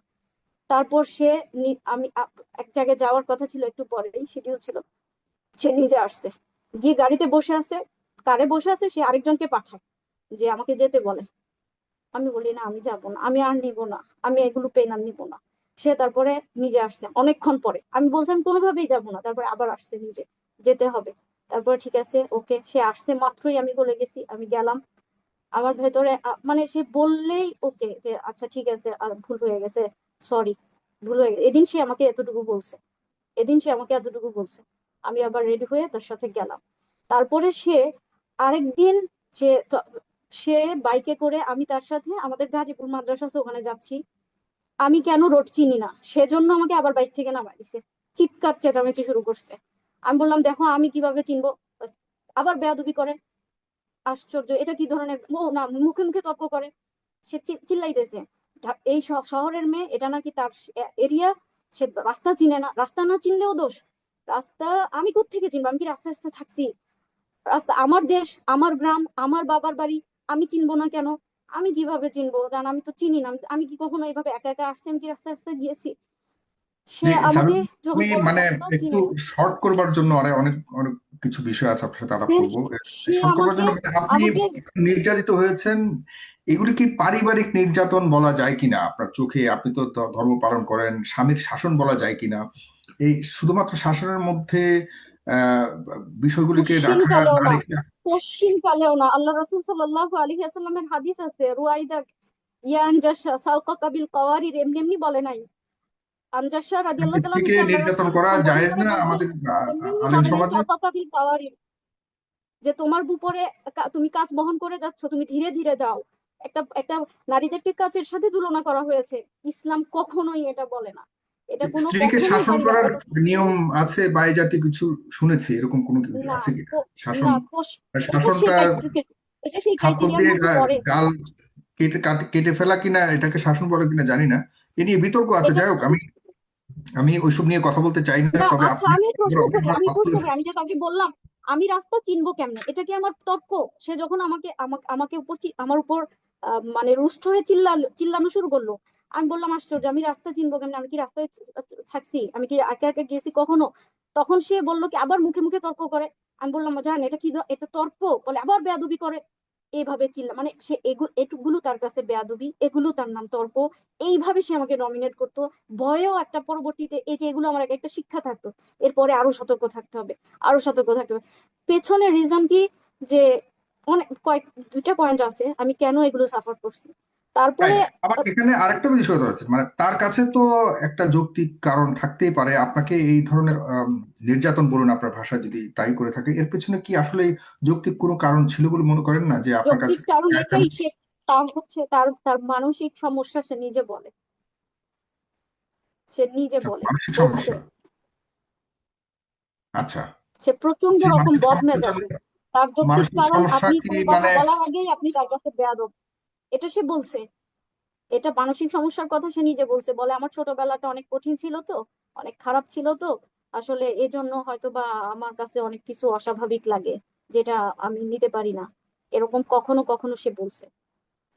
বলছে কখনো আপনার কাছে? সে এই এইভাবে, জন্য কি আচ্ছা সে? এভাবে আমি আপনাদেরকে অনেকগুলো, প্রায় 8টা 9টা 10টা এরকম আমি মনে করে করে প্রতিটা বর্ণনা দিয়ে যেতে পারবো আপনাদের, মানে আসলে মানে 2 ঘন্টা হয়ে যাবে শুধু আমি কতবার আপনার গায়ে, আপনার উপরে আপনারা নির্যাতন বুঝবেন কতবার করেছে, মানে এরকম আমি যদি ইভেন্ট আগে আনলিমিটেড। বলি। এটার কোনো সংখ্যা নেই। আপনি বুঝতেছেন না যে কথা বললেই সমস্যা হইতেছে? ওই দিনও সে আমাকে রাস্তায় নামায় দিয়ে চলে যায়, ওই দিনও আচ্ছা। সে আমাকে রাস্তায় নামিয়ে দিয়ে চলে যায়, তারপরে আবার ব্যাক করে। চিন্তা করছেন মানে কোন ধরনের জুলুম? এই যে কেন আমি রাস্তা চিনি না, এগুলো আমি যদি এগুলো বলতে যাই, বললাম তো যেগুলো বলতেই থাকতে হবে শুধুমাত্র। কি এভাবে সে আমাকে, এখন আমার প্রশ্ন, আমি যে কথাগুলো বললাম, সেদিন তার মনে ছিল সে যে এভাবে এভাবে আমাকে টর্চার করে, এটা কি এটা তখন তার মনে থাকে না যে আমি তার পোশাক? আচ্ছা, আপনার তখন তার এই স্বামী, অজ্ঞান ছিল আপনার না? স্বামী একটা কথা বলেছেন, এটি হলো যে তিনি লিখেছেন স্ট্যাটাসে যে ভুল সত্তায় অন্ধ ভালোবাসার উপযুক্ত প্রতিদান বেশাক আমার প্রাপ্য ছিল, আমি এরও যোগ্য ছিলাম, পেয়েছি, মেনেও নিয়েছি। তবে আল্লাহর কসম আর না, হে জাতি, হে আমার জাতি, এতটুকুই বলতে চাই, আরশের মালিকের কসম, আমাকে গুছিয়ে একের পর এক মিথ্যা উপহার দেওয়া হয়েছে। কাবার রবের শপথ, আমি জিনাকার নই। মুহাম্মদের রবের কসম, আমি ব্যভিচারী নই। যার হাতে আমার প্রাণ আর কসম, প্রাণ তার কসম, তারা আমাকে যত অপবাদ দিয়েছে তা থেকে আমি মুক্ত। কোনো পরনারীর সাথে আমার কোনো প্রকার হারাম সম্পর্ক নাই। হুজ্জাত ছাড়াই নিজেদের গুনাহের পাল্লা ভারী করো না। কাউকে জিনার অপবাদ দেওয়ার শাস্তি 80টা বেত্রাঘাত। চোখ বুজে গেলেই একটা শব্দের হিসাব রবের সামনে বুঝিয়ে দিতে হবে, এটাও ভুলে যেও না।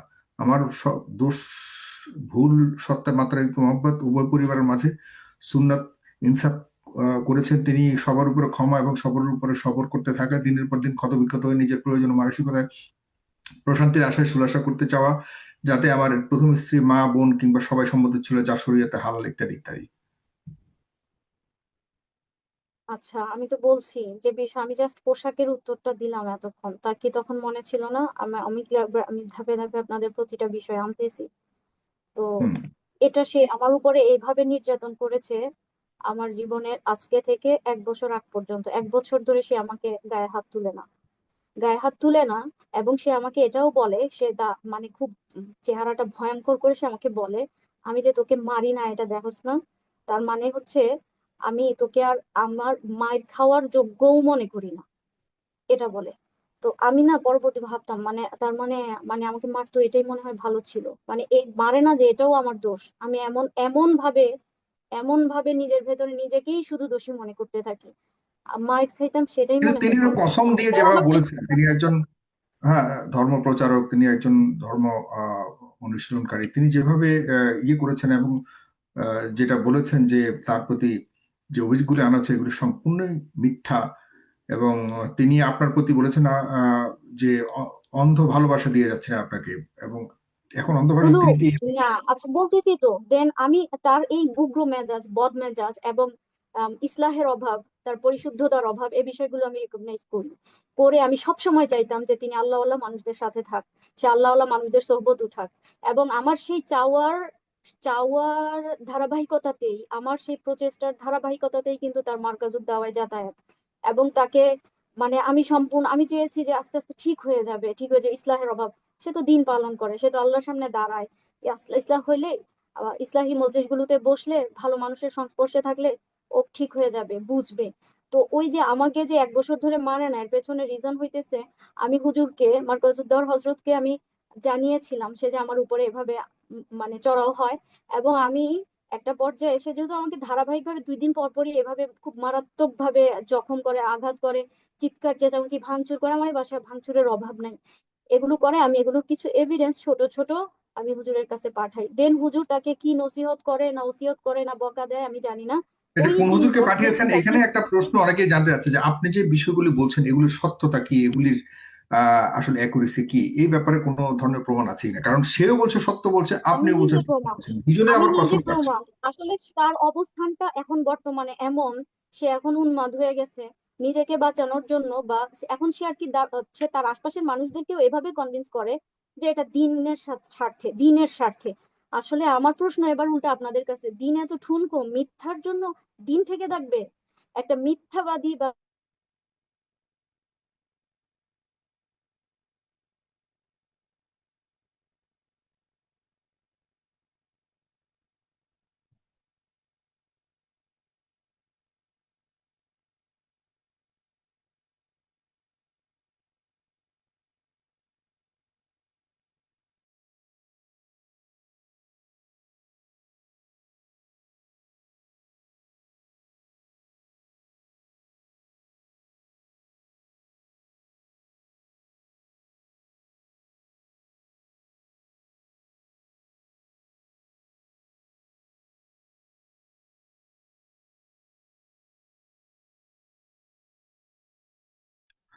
প্রিয় দর্শক, আমরা সাবিকুন নাহারকে হারিয়ে ফেলেছি।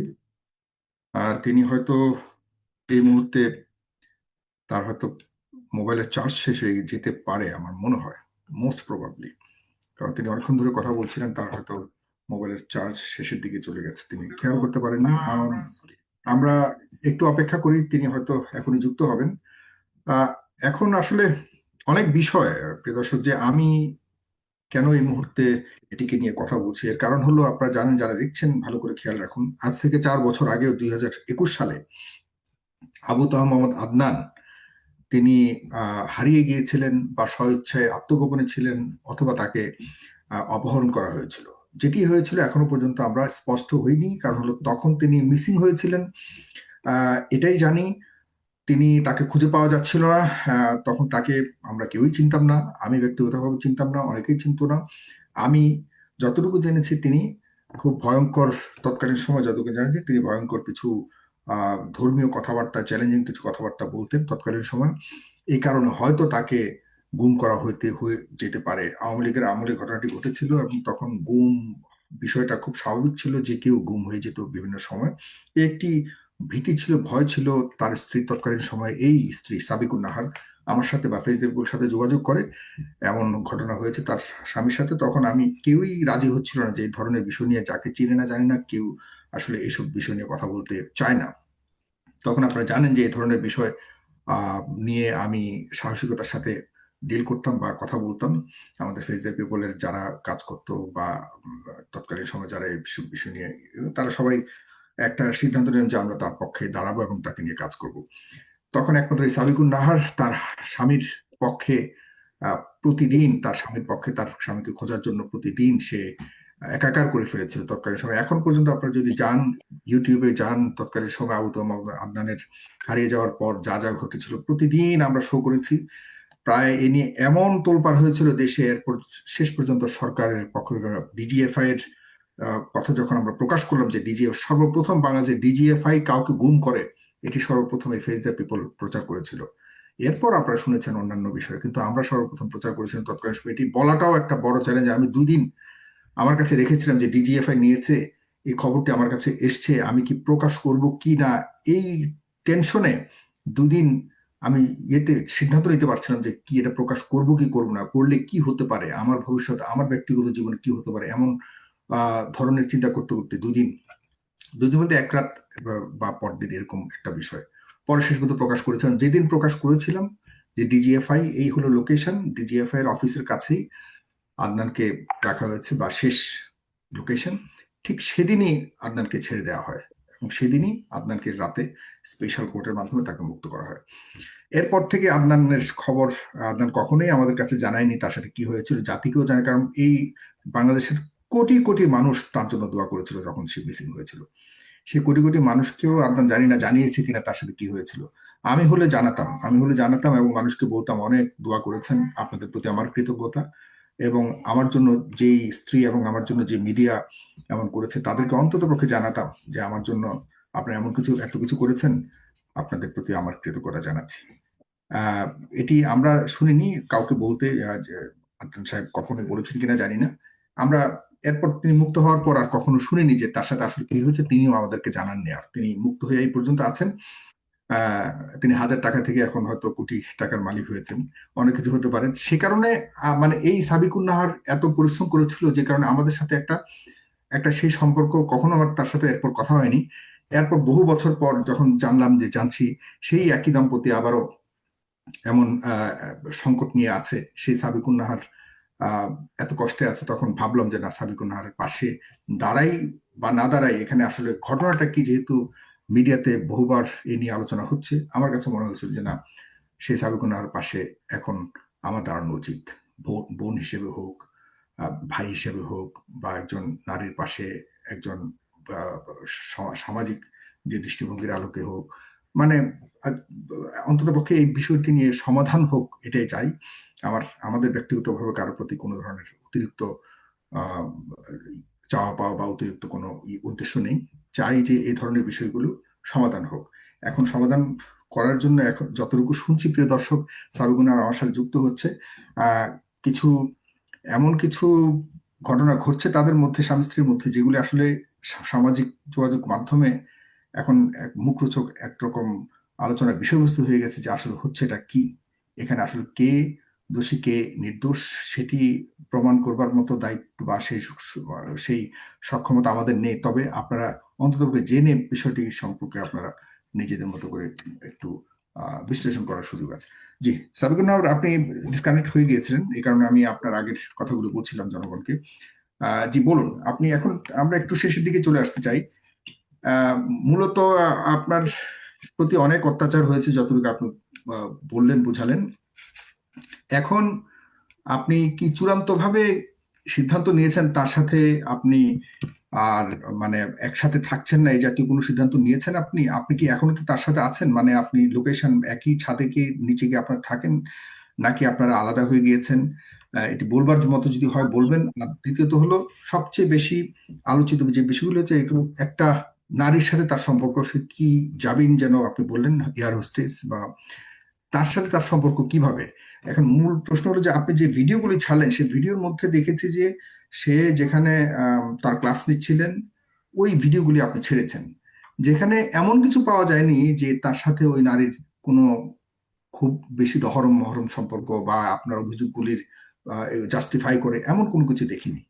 তো আপনি কিভাবে প্রমাণ করলেন যে ওই নারীর সাথে তার সম্পর্ক? জনাব, আমাকে আর একটু টাইম দিতে হবে। এক জি। নম্বর পয়েন্ট, আপনি যে কৃতজ্ঞতার কথা বললেন যে সে কৃতজ্ঞতা জানায়নি, এটা তো আপনাদেরকে বাইরে জানায়নি, সে ভেতরেও কখনো আমার জীবনে কৃতজ্ঞ ছিল না। যেদিন উপদেষ্টা নাহিদের ওই পিকটা ভাইরাল হয়, সেদিন রাতের বেলা আমরা দুজন একসাথে বেডে ছিলাম। তখন সে দেখতেছে, আমি বললাম কি, জান তুমি না আমাকে এভাবে মারছিলা? সে সাথে সাথে ফায়ার হয়ে যায়, বলে হুম। আমাকে বলে আমার রাস্তা যেন আমি খুঁজে নেই, তার রাস্তা সে খুঁজে নেবে। এটা বলে সে ঘর থেকে বেরোয়। আমার মতো অকৃতজ্ঞ, আমার মতো খারাপ, আমার মতো বেয়াদব আমি হয়ে রইলাম। এগুলো কি ধরনের কথা? আমি এতটুকু মানে জাস্ট বললাম যে এভাবে মানে আমি কেন এটা মনে করি এ পর্যন্ত দিব, বা আমি কেন মনেও করব বলবো এরকম। এটা আমি চাই, মানে আমি চেয়েছিলাম যে সে একটু মানে আমাকে যেটা স্বাভাবিক মেয়েরা চায় যে সে একটু সিম্প্যাথি ওই সময়ের জন্য আহা এতটুকু বলবে যে সরি ওকে, এরকম। সে ফায়ার হয়ে আরেক রুমে চলে যায়, গিয়ে ওখানে শুয়ে শুয়ে সে পোস্ট দেয় যে সে খুব দুঃখী, অথচ রিজন এগুলো। সে পোস্ট দেয় সে তাকে নাকি খাবার, সে খাবারের সার্ভিস পেলে ভালো হইতো, এরকম।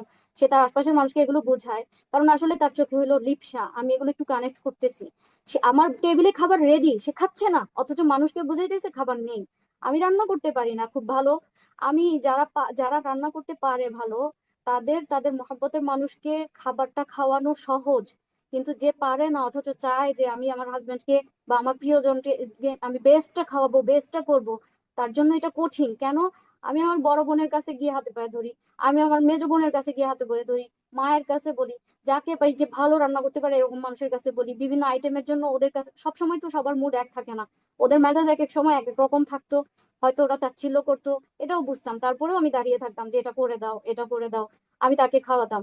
মাঝে মাঝে আমি যদি আমার বোন, আমি যে বাসায় আছি এই বাসায় আটেই থাকে, আমি যেতাম দেখতাম যে ওরা নিজেরা নিজেদের জন্য রাস্তা রেডি করছে, আমি দেখতাম, তখন আমি আমাকে দিছে নাস্তাটা, বা অল্প পরিমাণ রেডি করছে ওর ফ্যামিলির জন্য আমাকে দিছে, আমি সেটা না খেয়ে ওর জন্য নিয়ে আসতাম।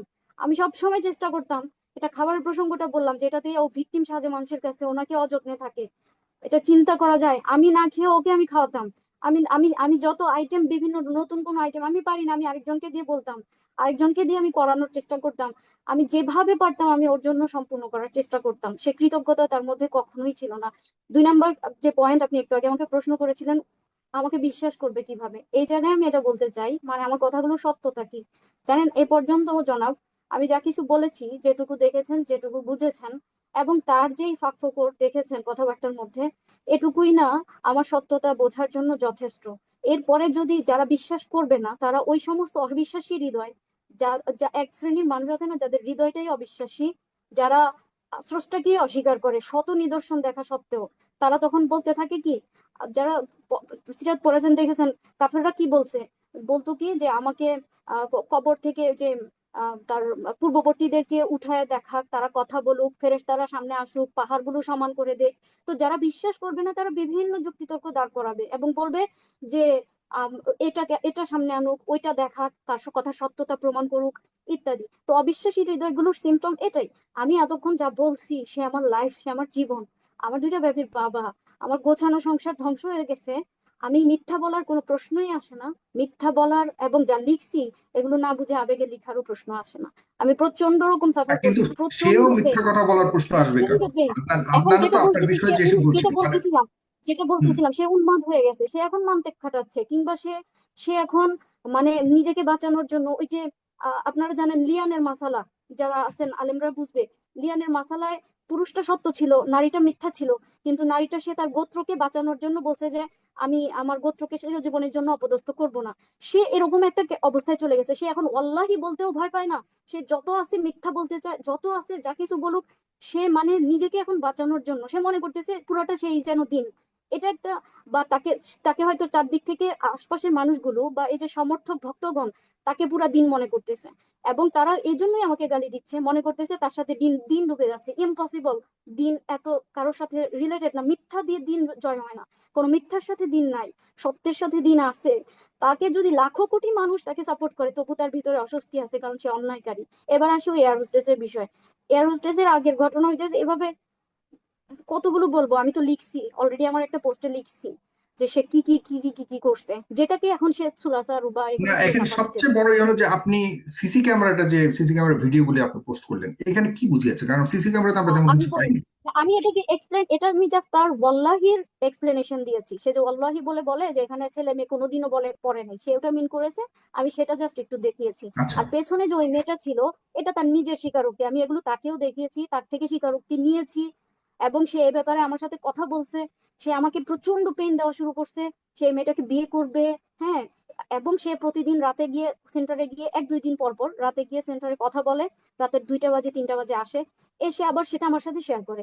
এদিকে আমি সে যে বসে থাকি তার জন্য, আমি চাই সে আমাকে ফোকাস, আমার দিকে ফোকাস, আমার সাথে একটু ভালোবাসো আমাকে, আমার দিকে তাকাও, আমার সাথে চলো। সে এসে তার প্রেমের গল্প বলে, সে এসে অনুভূতিতে মধ্যে থাকে, সে হাসে, অন্যদিকে তাকে সে পিক উঠায় ওই মেয়ের কাছে পাঠায়, ওই মেয়ে পিক উঠায় তাকে পাঠায়, ওই মেয়ে তাকে আই লাভ ইউ বলে পাঠায়, ওই যে কি বলে ওগুলোকে, এমএমএস টাইপের মেসেজ গুলো, এগুলো মানে আমি এগুলি কি আমি আপনি নিজেই দেখেছেন? দেখেছি, আমি নিজে দেখেছি, আমি নিজে দেখেছি, তার নিজের স্বীকারোক্তি, সে নিজে আমাকে বলছে যে জান এখন এই মেয়েটাকে আপনি নিজে কিভাবে দেখেছেন, লক এই যে করায়। বলছেন, এটার সত্যতা কি? আমি মানে ধরে নিলাম যে আপনি দেখেছেন, কিন্তু আমরা বিশ্বাস করবো কিভাবে? আমি কসম করতে পারি, 4 বার কসম করতে পারি এবং 5ম বার বলতে কসম পারি তো যে সেও কেটেছে। লানাতুল্লাহ আদনান তো ডেইলি কসম খায়। লানাতুল্লাহি আলাল কাযিবিন। আমি ওইটাই একটু আগে বলছি, এটা আদনান নিয়ে তো আমি আমার আদনান সময় তো দিতে ডেইলি পারি না, কসম আপনি করে, কি চান কসম আমি করে বলেন। করে বলে আল্লাহকে এবং আমি তো দিন আমি প্রতি এজন্য রেখে তার গেছে। কসমে আমি জনাব তার কসমের যেই দাম, ওজন, ওইটাই আমি আপনাদের সামনে প্রকাশ করেছি। ইভেন তার সাথে যারা লেনদেন করেছেন কিংবা চলেছেন, হ্যাঁ, তারাও জানেন যে তার জবানের কতটুকু দাম। কেউ বলবে না, আমি জানি। আমি এমন একটা অবস্থানে থেকে আমি যে পরিমাণে গালি খাচ্ছি, কে তার সম্পর্কে বলতে সাহস করবে? এটা আপনাদের দোষ, এটা সাধারণের দোষ। তারা জানে তার জবানের কতটুকু দাম, তার জবানের কোনো দাম নাই। এবং প্লাস আমি বিলিভ করি যে জবানের পবিত্রতা জরুরি আল্লাহর সাথে কানেকশনের জন্য। সেখানে তার জবানে সে যত অশ্লীল কথা আছে সে বলতে পারে, সে মিথ্যাও বলতে পারে, অশ্লীলও বলতে পারে এবং গালিও দিতে পারে। আমি হুম। হয়ে যাই, আমি কোনোদিনও জবানের অপবিত্রতা কখনো পছন্দ করি না, কখনোই না। এটা যা প্রত্যেকের রেকর্ড দেখলেই তো বোঝা যায়, প্রত্যেকের আমল আমল বর্তমান আমলটা যেটা, এটা দেখলেই তো বোঝা যায় সে যে তার বর্তমান যে আমল, মানুষের সাথে ডিলিংস, তার জবান কতটা পরিশুদ্ধ, সত্য, মিথ্যা, এটা তো তার বর্তমান অবস্থাটা। এই যে ওয়াল্লাহি দিয়ে আমি আপনাদের সামনে এটা প্রকাশ করলাম। তারপরে আরেকটা বিষয়, রিসেন্ট আমার ভাইয়ের নাম দিয়ে, জাকারিয়া হচ্ছে আমার ছোট ভাই, আমার ভাইয়ের নাম দিয়ে তার সেন্টার থেকে একটা বিরাট পোস্ট লিখছে, সে নিজে লিখেছে, লিখে নিচে লিখছে বার্তাবাহক, বার্তা প্রেরক হচ্ছে আমার ছোট ভাইয়ের নাম দিছে, অথচ আমার ছোট ভাই এটা লিখে নাই। আমার ছোট ভাই এটা লিখে নাই, সে নিজে লিখছে। এরকম অনেক কিছুই সে নিজে করে আর বলে উমুক লিখছে তুমুক লিখছে, সে নিজে লিখেছে। আমার ছোট ভাই এটা করে নাই। তাকে কসম করে বলতে বলেন যে আমার ছোট ভাই লিখছে। হুম। মানে এখন আমার মনে হয় যে সে কসম সব করবে, কারণ সে উন্মাদ হয়ে গেছে নিজেকে বাঁচানোর জন্য। মানে সে মনে করতেছে তার নিজের বাঁচা জরুরি, এটা হচ্ছে দিনকে বাঁচাচ্ছে।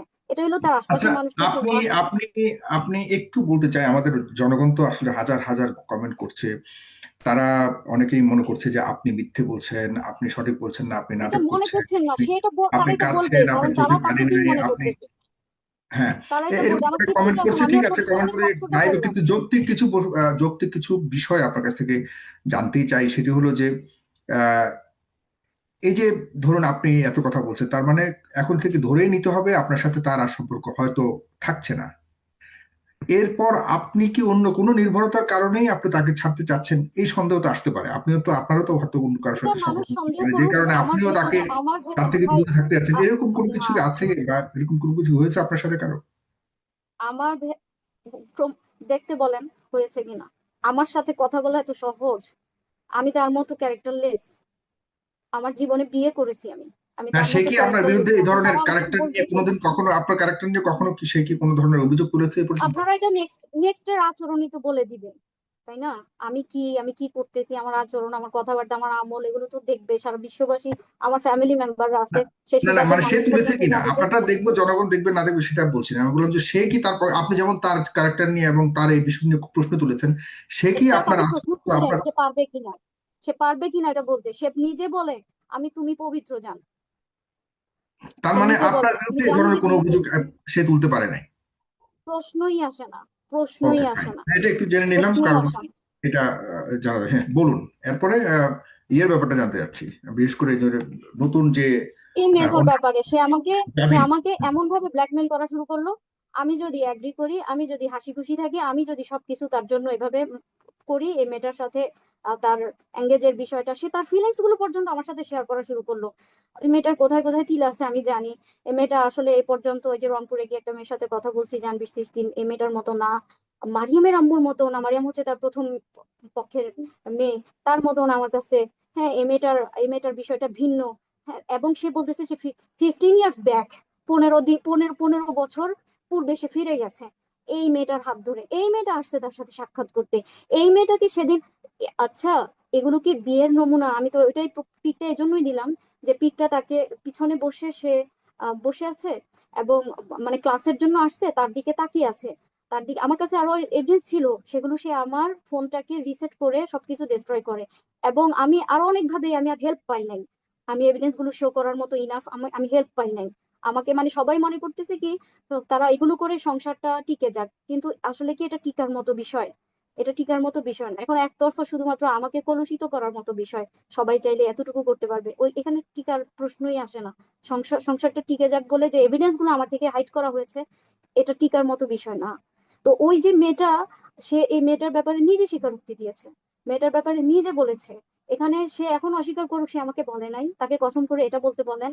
মেয়েটার সাথে যে সে ঘন্টার পর ঘন্টা সেন্টারে বসে কথা বলছে, এটা সে আমাকে বলে নাই। এবং সে নিজে, আমার কাছে এই এভিডেন্স আছে যে ওই মেয়েটা রাতে কয়টা বাজে বের হয়, এটা এভিডেন্স, এই এভিডেন্সটা আছে।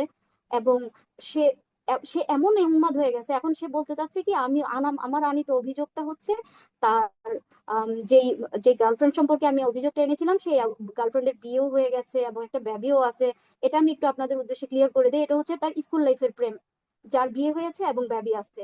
আর যে মেয়েটার সাথে ব্যাপারে এখন কথা উঠেছে এয়ার হোস্টেস, এটা হচ্ছে তার কলেজ লাইফের প্রেম, যার যার যার মাঝখানে নাকি কয়েকটা ছেলের সাথে অ্যাফেয়ার ছিল এবং সে প্রতারিত হয়েছে। এবং ফাইনালি তারপরে এই মেয়েটার সাথে মানে সে এঙ্গেজ হয়েছে, এই মেয়েটা এখন তার সাথে এঙ্গেজ হয়েছে। মানে সারা এয়ার হোস্টেসের কি কোনো বিয়ে হয়নি আগে? মেবি হয় নাই। তারা তো এমন একটা সমাজে বসবাস করে, জেনারেলের এমন একটা স্তরে যে তারা হয়তো বিয়ে বহির্ভূত এমনি চলতে পারে, তাদের বিয়ের প্রয়োজন হয়তো হয় নাই। ওই যে সে আচ্ছা, নিজে বলছে যে দুইটা ছেলের সাথে, এরকম আরো কয়েকজন ছেলের সাথে তার অ্যাফেয়ার ছিল, সে এখন কিন্তু ব্রোকেন। সেন্টারে আর রাত রাত পর্যন্ত থাকে, তো তার তো সেন্টারে রাত পর্যন্ত থাকার কোনো কারণও থাকতে পারে, তার এডুকেশনাল কোনো না না আহ, না, সে নিজে বলছে আমাকে, আমার তো ওটা কারণ কি একা একটাও একাই জানা না। একা একাই সেন্টার কি একা একাই শুধুমাত্র ওই মেয়ের সাথেই, ওই মেয়ে এত রাত পর্যন্ত থাকে নাকি অন্যান্য ওই স্টুডেন্টসরাও থাকে? প্রতিদিন তো না, ওই একদিনের এভিডেন্স আমি জানি যে সে ওই দিন রাতে 11টা পর্যন্ত তার সাথে ছিল। এমনিতে সে কথা বলে সেন্টারে বসে বসে কমফোর্টেবলি, রাতের 2টা 3টা অবধি কখনো কখনো যে থাকছে। লাস্ট আমার এখানে যখন ছিল তখন প্রায় 10 দিনের মধ্যে একদিন 2 দিন পর পরই। এবং সে এসে নিজেই ওইটা আমার কাছে আবার স্বীকার করে। সে আমাকে ওই প্রমাণটা কি আপনার কাছে ভাষা, প্রমাণ আছে? কি ধরনের প্রমাণ, কেউ বলেছে নাকি আপনার কাছে একদম পুরোপুরি সিসি ক্যামেরার ভিডিও আছে? কি জাতীয় প্রমাণ আছে আপনার কাছে, বিশ্বাসযোগ্য মানে ও প্রমাণ যে কি? ওই মেয়েটা যে রাতে কয়টা বাজে বের হয়েছে ওইটা সিসিটিভি ফুটেজের মধ্যে টাইমটা উঠে আছে না, হুম, হুম, টাইমটা তো হুম। দেখা যাচ্ছে তো মেয়েটা কয়টা বাজে এমনিতে থাকার কথা কয়টা কয়টা বাজে পর্যন্ত? সে তো ঢুকেছে এখানে স্টুডেন্ট, অফিস সে তো রুমে। এখানে স্টুডেন্ট, এখানে আসে তো সে না সে ইয়ে করে। স্টুডেন্ট না, সে স্টুডেন্ট না, ওই দিনের জন্য তাকে স্টুডেন্ট সাজানো হয়েছে। এবং হয়তো বা আমি যদি এই বিষয়টা নিয়ে বাড়াবাড়ি না করতাম, এত দূর না আসতো, রেগুলার সে এখন, আদনান সাহেব এখন মানে কখনো সে ক্লাস করে না, তাকে খুঁজে পাওয়া যায় না, সে যায় না ইন টাইম। কিন্তু ওই দিন তার কি আগ্রহ, কি খুশি, মানে এখন থেকে সে ক্লাস করবে, এসে ওই দিন আমাকে বলতেছে এখন থেকে সে সিরাত ক্লাস করবে, এত ভালো ক্লাস হয় ইত্যাদি। তো রিজন তো আমার সামনে আস্তে আস্তে তারপর সব পরিষ্কারই, যে হয়তো এই বিষয়টা তারপরে সে এভাবে ক্লাস করতো। এবং ওই মেয়েটা তাকে অফার করছে তাকে 2-3 বছর সে আদনান সাহেবের সাথে কানেক্টেড থাকবে, এভাবে প্রেম করবে আরো একদম সহজ ভাষায়, মানে এভাবে সে তার সাথে ফিলিংস আদান প্রদান করবে।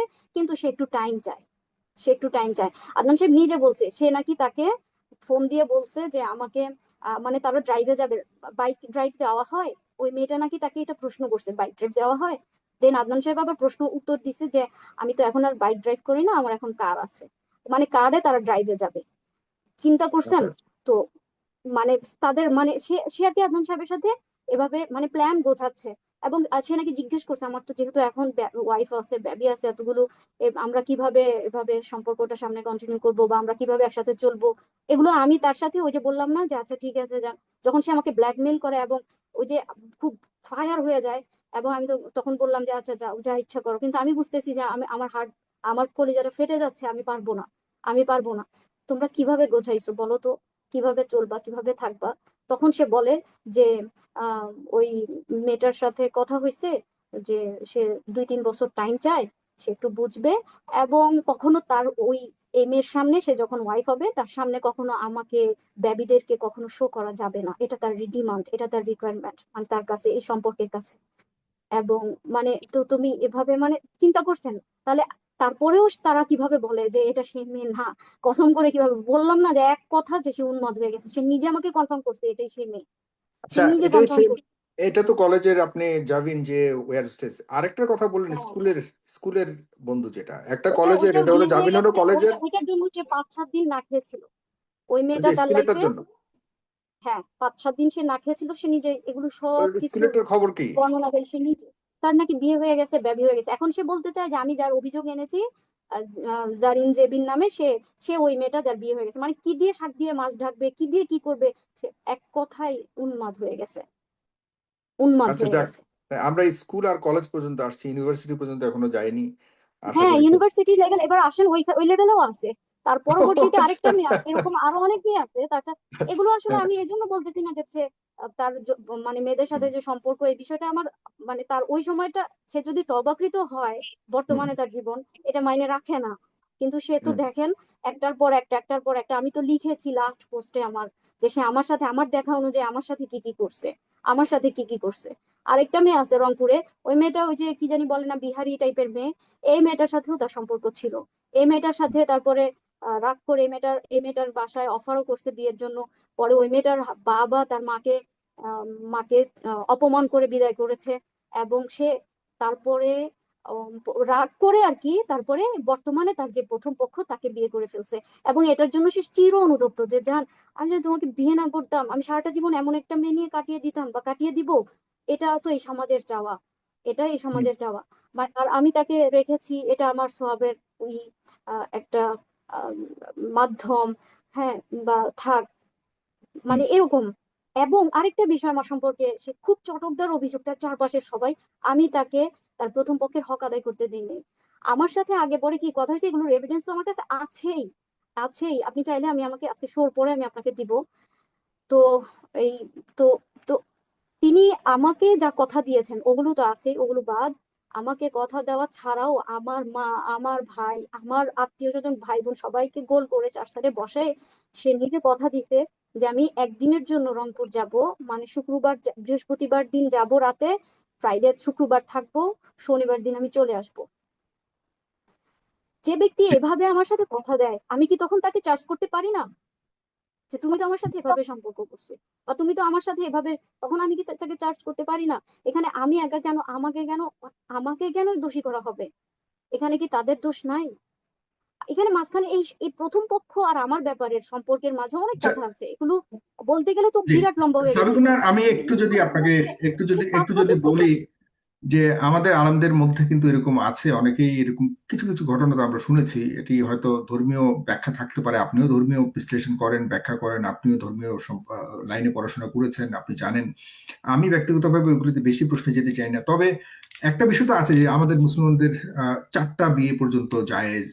হ্যাঁ, আপনিও দ্বিতীয় স্ত্রী তার, আরো দুই একটা বিয়ে করতে মানে পারমিশন দিতে বা অনুমতি দিতে আপনার আপত্তি কোথায়? কেন আপনার আপত্তি? আমার, না ইসলাম তো এটা বলে না আমার পারমিশন লাগবে। কারণ ইসলাম জানে যে সব মেয়ে সমান না, অনেক মেয়ে পারবে না। ইসলাম তো বলে নাই আমার পারমিশন লাগবে, সে করে ফেলুক, করে ফেলতো। আমাকে কেন প্রেশার, আমাকে কেন পেইন দেয়? আর আমার আপনাকে প্রশ্ন, সে পেইনটা কি, যদি বিয়ে আপনাকে করে, পেইনটা কি এখন দিচ্ছে মানে এতদিনে কেন, এতদিনে কেন সে যে এই যে লাস্ট এত বছর ধরে এই মেয়ের সাথে কথা বলে পিক নেয়, ওই মেয়ের সাথে কথা বলে পিক নেয়, তাকে সে তার দুঃখ কষ্টের সাথী বানায়।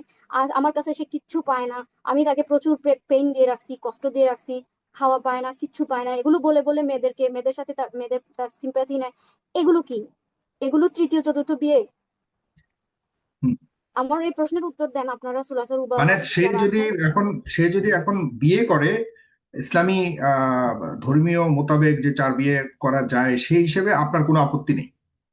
না, আমাকে আমাকে যেভাবে সে আমার কোনো আপত্তি নাই তো, এখানে তো আর আপত্তির প্রশ্নই আসে না, আমি তো এখন আর তার কেউ না। আমি না, হয়তো এখন তার, আমি আমি তখন হ্যাঁ কেন, আমি তো তখন এখন কি আর কেউ আপত্তি না। ছিল কিনা, তখন কেন আপত্তি ছিল সেটাই বলছি, যে একজন একজন পুরুষ আপত্তি তো আমার চারটা তখনও বিয়ে ছিল না, করতে। আমি বলছি আমাকে বইলো না। আমি শুধু এতটুকু বলতাম, আমাকে বললো না, আমি শুনতে পারি না, আমি নিতে পারি না। কিন্তু সে আমাকে বসে বসে বলে এই মেয়ের সাথে এই কেন হয়েছে, নিতে এই পারেন না মেয়ের কেন? সাথে এই আপনি তো হয়েছে। ধর্মীয় লাইনে পড়াশোনা করেছেন, এই না সম্পর্কে না আপনি না, নিতে পারেন না এটা কেন? আচ্ছা, এটার উত্তর বলি। কারণ আপনার, এটা আপনি এমন যা কোনো ফরজ আপনি বিধান তো না। দ্বিতীয় বিয়ে হয়েছেন, আরেকজন তো নিয়েছে আপনার আগের যে, আপনার যে আমি আপনার বলতেছি, আগের বউ তো আমাকে একটু নিয়েছেন বলতে দেন, আপনাকে। হুম, বলতে দেন। এটা এটা এমন কোনো বিধান না যে বিধান আমার মানতেই হবে, না মানলে আমি জাহান্নামে চলে যাব, এটা ফরজ কোনো বিধান না। আমি নিতে হুম, পারি না। যেমন ধরেন আমি আপনাদের একটা উদাহরণ দেই, অনেক মানুষ আছে দেখবেন কাঁঠাল হজম করতে পারে না, তাই বলে কাঁঠাল খাওয়া না জায়েজ না, কাঁঠাল খাওয়া হুম, জায়েজ।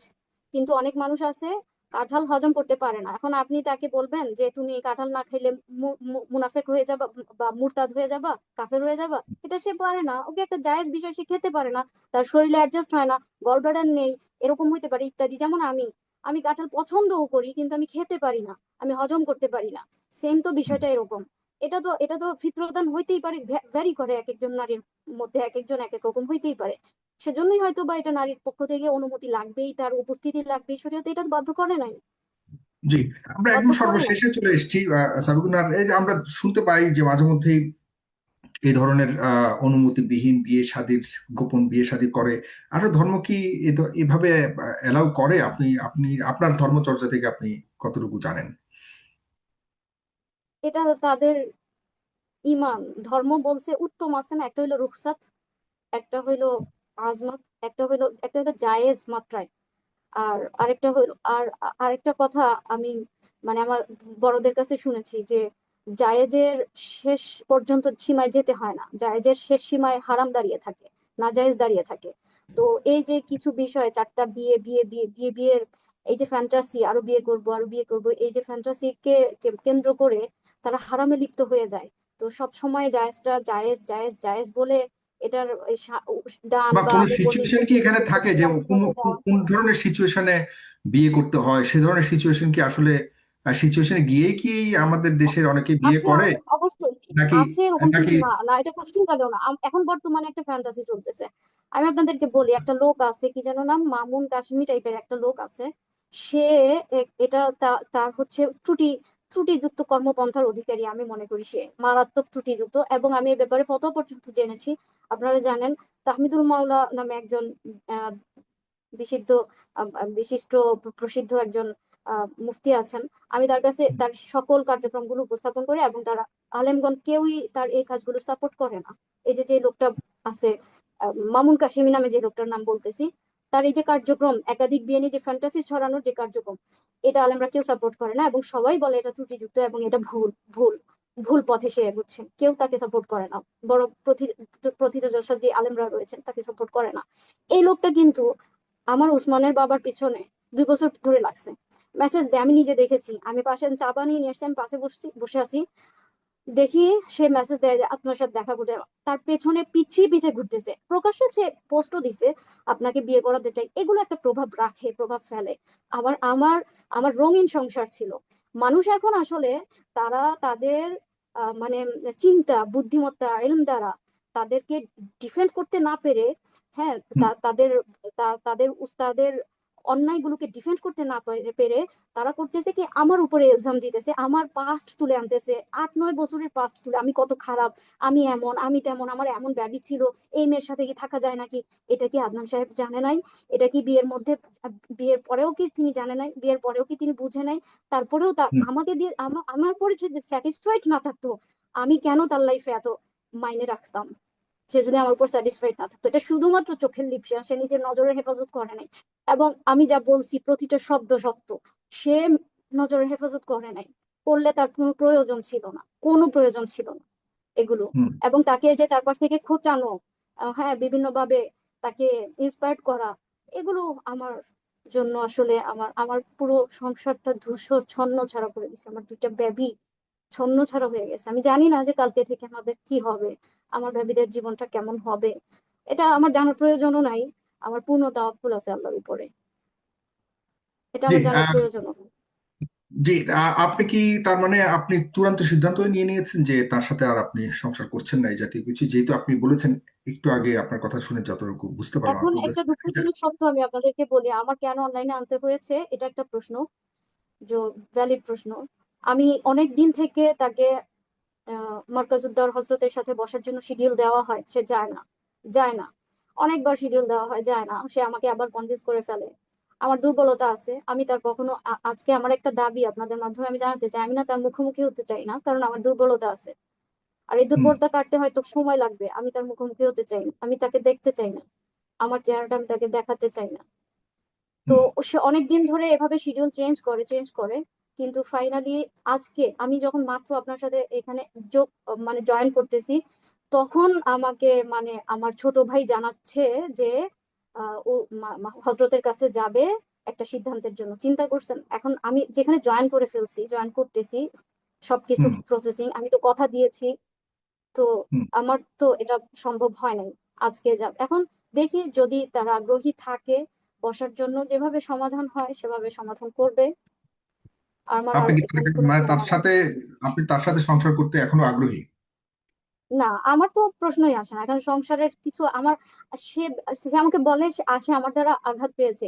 সে না, আমি আঘাত পেয়েছি মারাত্মক। আমি তার জন্য কাঁদবো না কখনো, কারণ আমার স্মৃতিতে এমন কিছু নাই। সে আমার জন্য কাঁদবে, 4টা না 10টা না 100টা পেলেও, এটা আমি জানি। সে কান্নাটা সে দেখানোরও জায়গা পাবে না। বদুয়া দিচ্ছেন তাকে? না না, বদদোয়া দিচ্ছি না, জাস্ট, না, নেভার। বদদোয়া দিচ্ছি না, এটা আমার মধ্যে নাই। বদদোয়া দিচ্ছি না, জাস্ট মানে কি বলে, নিদর্শন দেখে বোঝা যায় না বৃষ্টির আগে যে একটু পরে বৃষ্টি হবে, ওইটা মানে বলতেছি জাস্ট। আপনার মতো স্ত্রী সে পাবে না, এটাই আপনি বলতে চাচ্ছেন? এটি আমার মতো স্ত্রী পাবে না সেটা না, আমার মতো স্ত্রী যেন কারো ঘরে না হয়, এটা তাদের চাওয়া। কিন্তু ফিলিংস এর জায়গায় সে নিজেই জানে যে সে সে মানে আমি তার কে ছিলাম, এটা নিজে জানে। এটা হয়তো কাউকে সে বলতেও কোনোদিনও পারবে না। এটা এখন তো সবাই বলতেছেন, ওকে আপনিও বলবেন, আমিও বলবো, ঠিক আছে, আমার মতো স্ত্রী কারো ঘরে না হোক, জি। ভালো থাক। আমরা প্রায় শেষের দিকে চলে এসেছি। আর যদি আপনাকে শেষ প্রশ্ন আমি একটু আহ, দর্শক যারা রয়েছেন আপনাদের কাছ থেকে দু একটি প্রশ্ন নেওয়ার কথা ছিল, একটি প্রশ্ন নিয়েছি। আপনারা ঠিক 1 মিনিটের মধ্যে আপনাদের কোনো প্রশ্ন থাকলে আপনারা ইউটিউব এবং ফেসবুকে আপনাদের প্রশ্নগুলি বলেন। আমি আপনাদের প্রশ্নগুলি একটু নেওয়ার চেষ্টা করব 1 মিনিটের মধ্যে। 1টি মিনিটের মধ্যে, কারণ একদম শেষ ভাগে চলে এসেছি। আর সাবিকুনার অনেকক্ষণ ধরে কথা বলছিলেন। তিনি অনেক দুর্বল হয়ে যাওয়ার কথা, কারণ মানসিকভাবে উনি অনেক বিপর্যস্ত। আমি আহ, আমার যেহেতু বোন নেই, আমি তাকে বোনের জায়গাতে রেখে আমি অনুভব করবার চেষ্টা করেছি। কারণ অন্ততপক্ষে একটি জায়গায় আমি স্পষ্ট হতে চাই, আমি কোনো বিচার করছি না, তাকে কোনো কিছুতে সাব্যস্ত করছি না। আমি একটি জিনিস বুঝতে চেয়েছি যে আদনান সাহেবের পক্ষ থেকে তার চরিত্রের প্রতি কোনো ধরনের অভিযোগ ছিল কিনা, তার প্রতি কোনো অভিযোগ ছিল কিনা।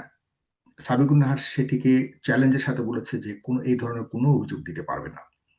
তাহলে কখন একজন স্ত্রীর প্রতি স্বামীর অনীহা জাগে বা স্বামীর দূরত্ব তৈরি হয়? যখন স্ত্রীরও চারিত্রিক কোনো ধরনের ঘাটতি দেখা যায়।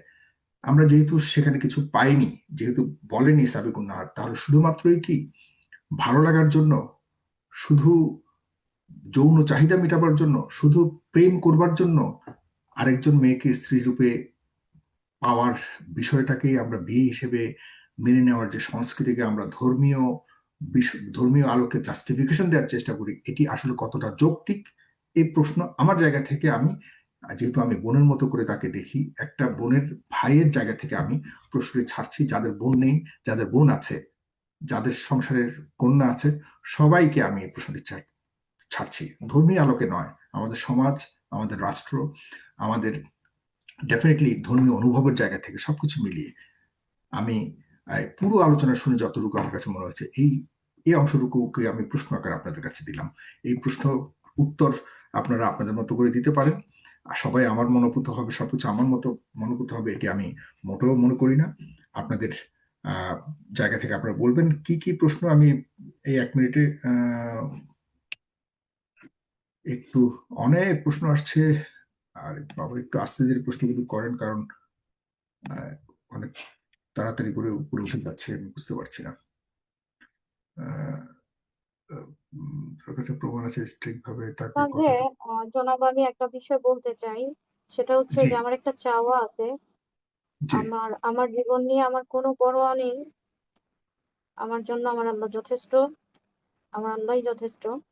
আর আমি শুধু একটা জিনিস নিশ্চয়তা চাই একটা বিষয়ের, সেটা হচ্ছে আমার উসমান আর আয়শার হক যেন কখনো নষ্ট না হয়। কারণ আমার ঠিক ভাবিরা তো আপনার বুঝো জীবন না। নিয়ে আমার কোনো ধরনের ইচ্ছা আমার আছেন? ছোট মেয়েটা, আমার আয়শা, বাবা বাবা করে। ওরা তো জানে না কি হয়েছে। তো সে বিয়ে করুক, 4টা করুক, তার 100টা বেবি হোক, আমার কোনো সমস্যা নাই। আজকে হয়তো তার ফিলিংস আছে বেবিদের প্রতি, কিন্তু একটা সময় পরে হয় কি, গ্যাপ হইলে আর সে ফিলিংসটা থাকে না। আমি এই জিনিসটা চাই, আমার বেবিদের হকটা যেন নিশ্চিত হয়। ওরা যেন বাবার ছায়াটা পায়। ওটা যেভাবে করতে হয় সে করুক। আমি তার জীবনে আমি আমি নেই, এটার প্রয়োজনীয়তা নেই। এটুকু আমার চাওয়া। জি।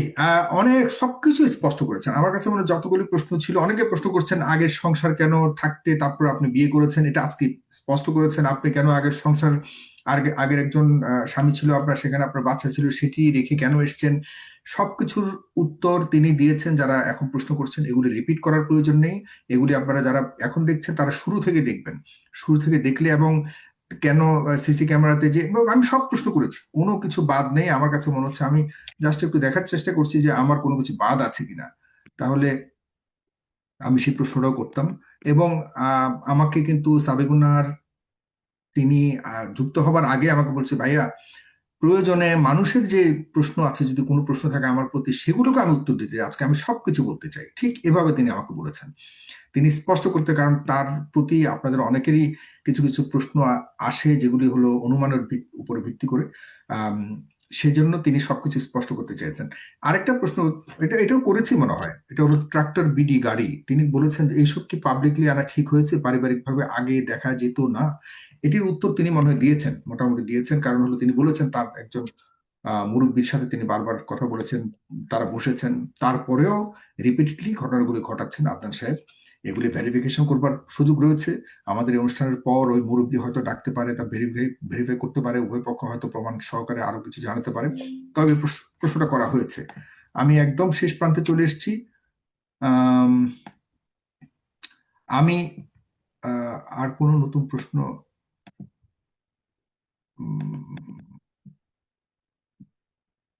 না, আমার কাছে মনে হয় কোনো প্রশ্ন নেই।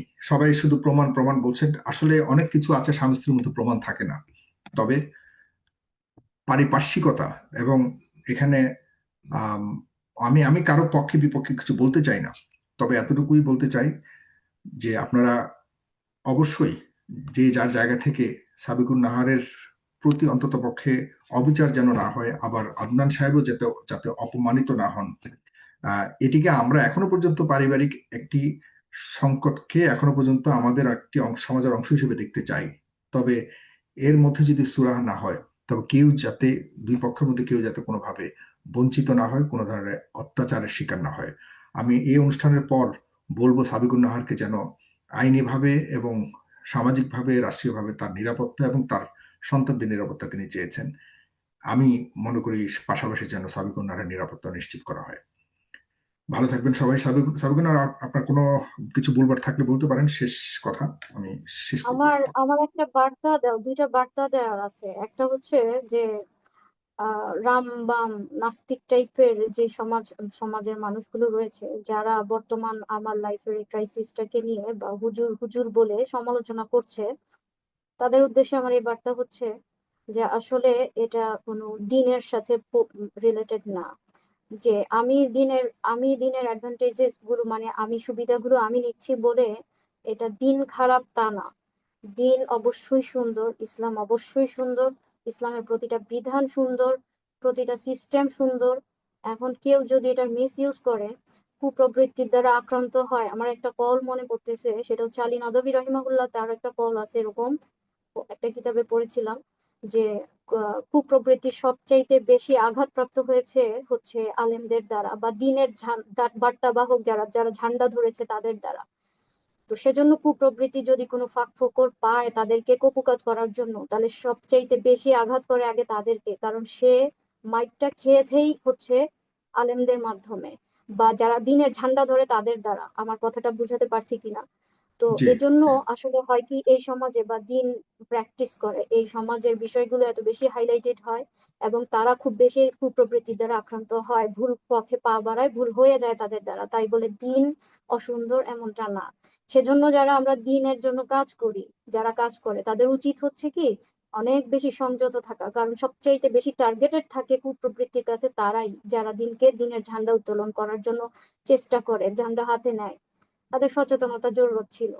আর আরেকটা আমার বার্তা হচ্ছে যে আপনারা, আমি মাঝখানে একটা কথা আনলে হয়তো এই কথাটা ওখানে চলে আসতো, যে আপনারা যে এক একজনকে বিভিন্ন ফাউন্ডেশনে এক একভাবে ফিনান্সিয়াল হেল্প করেন, এই হেল্পটা করার ক্ষেত্রে যাকে তাকে কেন হেল্প করেন? কি দরকার? প্রতিষ্ঠিত কত বড় ফাউন্ডেশন আছে, সবাই মিলে এক জায়গায় কেন আমরা কাজ করি না? তারা তো এই আপনাদের দেওয়া টাকা দিয়ে বিভিন্ন জনকে, মানে যখন এই যে যারা কুপ্রবৃত্তি দ্বারা আক্রান্ত, লিপ্সা দ্বারা আক্রান্ত, তখন তারা হয় কি আপনাদের টাকায় ওই সুবিধাগুলো নেয়ার চেষ্টা করে। ধরেন একটা ফ্যামিলিকে আপনাদের টাকায় তারা সার্ভিস দিতে যায় এবং ওই ফ্যামিলিটা তাদের প্রতি একটু দুর্বল থাকে ওই ফ্যামিলির মেয়েকে তারা টার্গেট করে ইত্যাদি বিষয়গুলো। আপনারা কেন যাকে তাকে, যেখানে যে কেউ ইচ্ছা একটা ফাউন্ডেশন খুলে ফেলতে পারে, এটা কেন? কারণ অথচ আল্লাহ যেখানে বলছে ওয়াতাসিমু বিহাবলিল্লাহি জামিআ ওয়া লা তাফাররাকু, এটা বলছে না? তো প্রতিষ্ঠিত কত সংস্থা আছে, ওইখানে দেন, সবটাই তো উদ্দেশ্য। আমি বলবো বিশেষভাবে মার্কাজুদ দাওয়ায় দেন। মার্কাজুদ দাওয়ার এমন এমন একটা প্রতিষ্ঠান, আপনাদের অনুদান যদি ওখানে যায়, এটা একটা পয়সা পর্যন্ত আপনাদের বিফলে যাবে না। এবং এটা আপনাদের হচ্ছে কিয়ামতের দিন এমন হইতে পারে যে, মানে ওই যে হাদিস আছে না, যে হাদিস মানে একটা কলমটাও ইস্যু করে বলা হবে যে আমি আপনাকে একটা কলম দিয়েছিলাম, আমাকে মনে আছে কিনা। হ্যাঁ, এরকম আপনার নাজাতের ওসিলা হবে, এরকম একটা প্রতিষ্ঠানে দেন যাদের আপনার ডান বামে একেবারে পরিপূর্ণরূপে পবিত্রতা রয়েছে, সবকিছুর ক্ষেত্রে পবিত্রতা রয়েছে। তাছাড়া আবার আসুন্না ফাউন্ডেশন তো আছে, এটা তো প্রতিষ্ঠিত, জানেনই। তো আপনারা এই ধরনের প্রতিষ্ঠানগুলোতে আপনারা আপনারা অনুদানগুলো দেন, বা তাদেরকে আপনারা আরো সবাই মিলে একটা কাজ করেন। আমার একটু ব্যক্তি পরিচয় হয়েছে, আমার একটু নেম ফেম হয়েছে, আমি আলাদা একটা ফাউন্ডেশন করে ফেলি, এটাই তো ভুল। এটাই তো একটা অহংকার। কেন আমিও গিয়ে ওই প্রতিষ্ঠিত প্রতিষ্ঠানের সাথে সংযুক্ত হইতে পারি না? তো এটাই হলো আমার বার্তা, আমদের প্রতি, বামদের প্রতি, আর সর্বসাধারণের প্রতি। হুম। আমাদেরকে সচেতন হইতে হবে। আল্লাহ আমাদেরকে আচ্ছা, হেফাজত করুন। একটা প্রশ্ন আছে, শেষ প্রশ্ন। এটি হলো খুব গুরুত্বপূর্ণ প্রশ্ন। যখন আপনাকে নিয়ে আবু তো আদনানের নিখোঁজ, আবু তো আদনানকে খুঁজে বের করার জন্য আমরা লাইভ করছিলাম, টক শো করেছিলাম, কথা বলেছেন, তখন আপনার কাছে কি এই কোনো আইনজীবীর পক্ষ থেকে বা আমাদের পক্ষ থেকে, আই মিন আইনজীবীর আমাদের, যে আপনি খোলামেলা বলবেন, কারোর পক্ষ থেকে কি আপনার কাছে কোনো টাকা চেয়েছিল, 1 কোটি টাকা চেয়েছিল, যে আবু তো মোহাম্মদ আদনানকে আমরা বের করে দিতে পারলে আপনাকে 1 কোটি টাকা, বা আপনি 1 কোটি টাকা দিলে তাকে বের করে দিব? 5 কোটি টাকা চেয়েছিল, এরকম চেয়েছে, সরাসরি এরকম বলে নাই, বলছে 5 কোটি টাকা যদি ম্যানেজ করতে পারেন তাহলে আমরা বের করে দিব, এটাও বলে নাই, বরং জাস্ট ইনফরমেশনটা কালেক্ট করা পসিবল হবে যে সে কোথায় আছে। কে বলেছে এটা? কি আমাদের পক্ষ থেকে? উম, আপনার পক্ষ থেকে এরকম না, মানে একজন ছিল আর কি। এটা আচ্ছা, হয়তো সে একটা প্রসেস ছিল আর কি।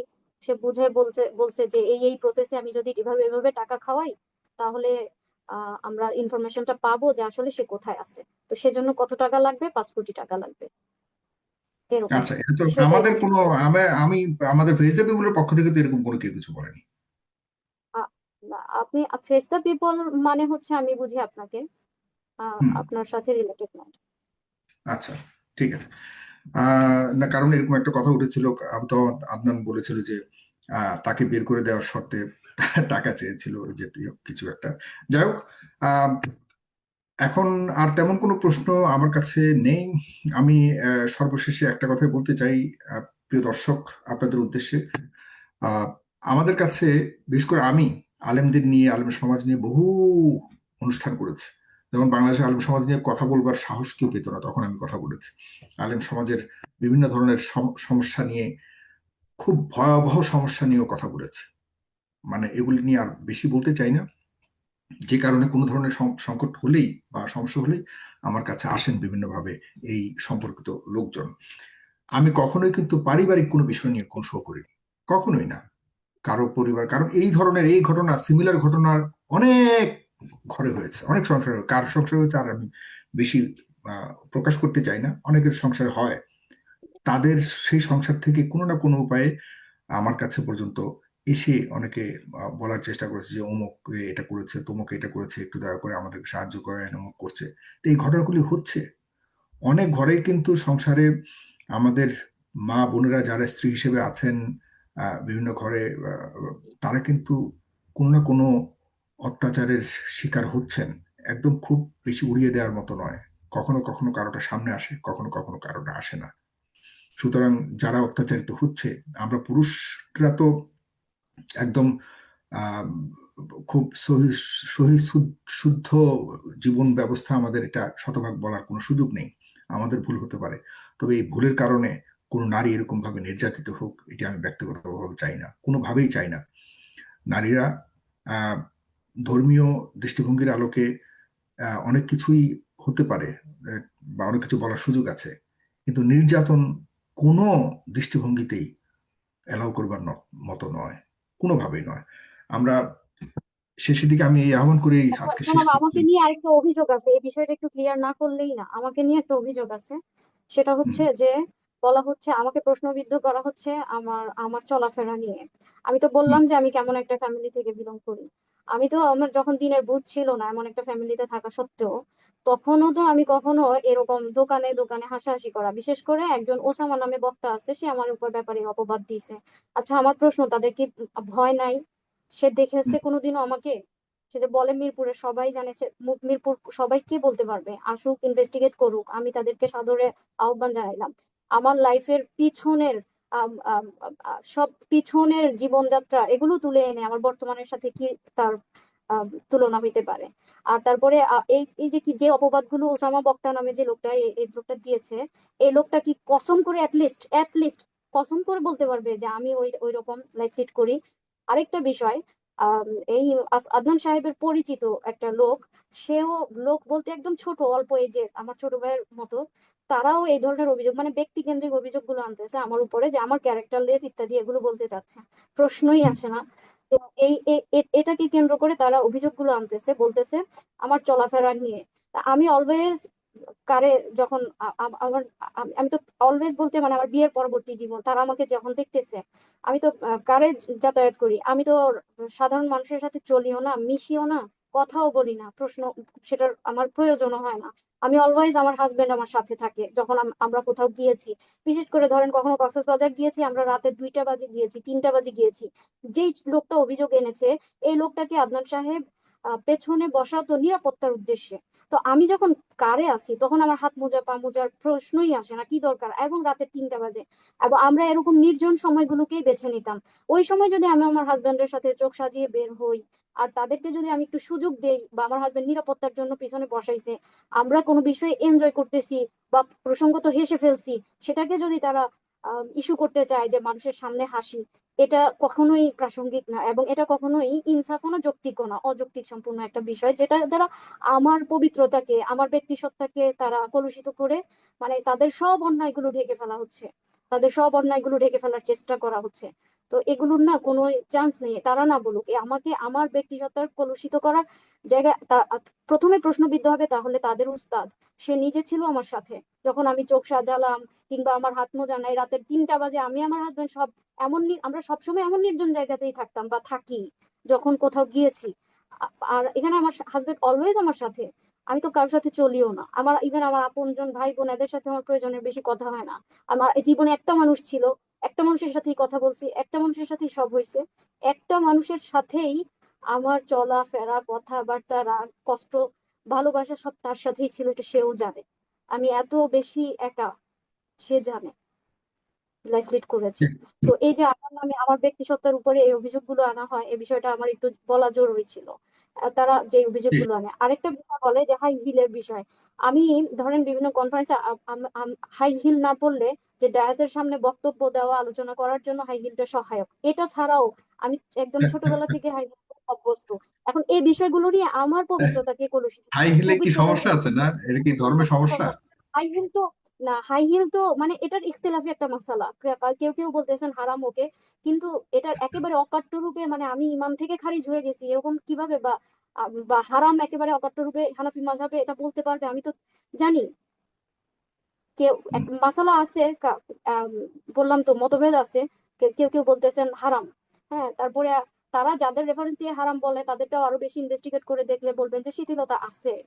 তা এটা তো আমি আমি আসলে অভ্যস্ত এভাবে চলাফেরা করায়, মানে ওই হাই হিল জি। পরায়। আর তারপরেও আমি কনফারেন্সে মানে দাঁড়িয়েছিলাম, কারণ আমি ডায়াসের সামনে হাই হিল পরলে আমার বক্তব্য দেওয়ার জন্য আমার জন্য সেটা সহায়ক হয়, কারণ আমার হাইট একটু কম। এটা তো তারা জানে, দেখেছে, আমার হাজবেন্ড জানে, জি। আমার হাজবেন্ড আমার সাথে আছে। তো এই বিষয়গুলো তাদের নিয়ে বারবার আমাকে মানে কলুষিত করা, মানে তাদের আর কোনো যুক্তি নাই, তাদের ইলম নাই, তাদের আকল নাই, তাদের বলার কোনো জায়গা নাই। এখন তারা বাঁচতে পারে একটা বললেই যে মেয়েটা ভালো না, এখন এই পথটাই তারা বেছে নিয়েছে। তারা বলতেছে আমি নাকি আমার মৃত বাবার কথা বলি। আসলে এটা কি স্বাভাবিক না? আমরা কথা প্রসঙ্গে হাজবেন্ড ওয়াইফ ধরেন কথা বলতেছি, তখন তখন আমরা বসে আলোচনার প্রশ্নে এরকম বলছি আমার বাবা আমার মাকে অনেক কষ্ট দিছে ইত্যাদি বলতে পারি না? যেমন নাকি সে নিজেও বলছে তার বাবা তার মায়ের অত্যাচারে হার্ট অ্যাটাক করে অল্প বয়সে মারা গেছে, এটা সে নিজে বলছে। অস্বীকার করুক, ভুলে গেছে, হয়তো ভুলে যায়, ভুলে যায়। হুম। এবং সে ঠিক বলে আছে। যে আমার মা এখন এত ভালো, আমার মা আগে এরকম ছিল না। সে নিজে নিজে দেয়। এগুলো কি অভিযোগ? মা তো মাই, বাবা তো বাবাই। কথা প্রসঙ্গে এরকম কত ছোটখাটো বিষয় আছে, এগুলো আনা, এগুলো আসলেই খুবই অযৌক্তিক এবং খুবই লজ্জাজনক, দুঃখজনকও বটে যে এই বিষয়টা আমার এখানে এক্সপ্লেন করতে হচ্ছে। এ পর্যন্তই। আমার আর আসলে কিছু বলার নাই। যারা বিশ্বাস করবে, তারা যারা প্রশস্ত হৃদয়, সংকীর্ণতা মুক্ত, তাদের বিশ্বাস করার জন্য আর কিছু প্রয়োজন নাই। আমি নিজেই প্রমাণ। আর যারা অবিশ্বাসী, যাদের সংকীর্ণতা রয়েছে মনে, তাদের সামনে ওই যে বললাম না, আকাশমাত থেকে ফেরেশতা নেমে আসলেও তার আরেকটা রিজন বের করবে। ঠিক জি। আছে, জনাব আল্লাহ রাব্বুল আলামিন আপনাকে উত্তম প্রতিদান দান করেন এবং হেদায়েতের পরিপূর্ণ হেদায়েতের উপরে চলার তৌফিক দান করেন। আজকে তাহলে এ পর্যন্তই, আমি বিদায় নিচ্ছি। আপনি তো ধর্মীয় লাইনে তো পড়াশোনা করেছেন, রাইট? জি। আচ্ছা, আচ্ছা।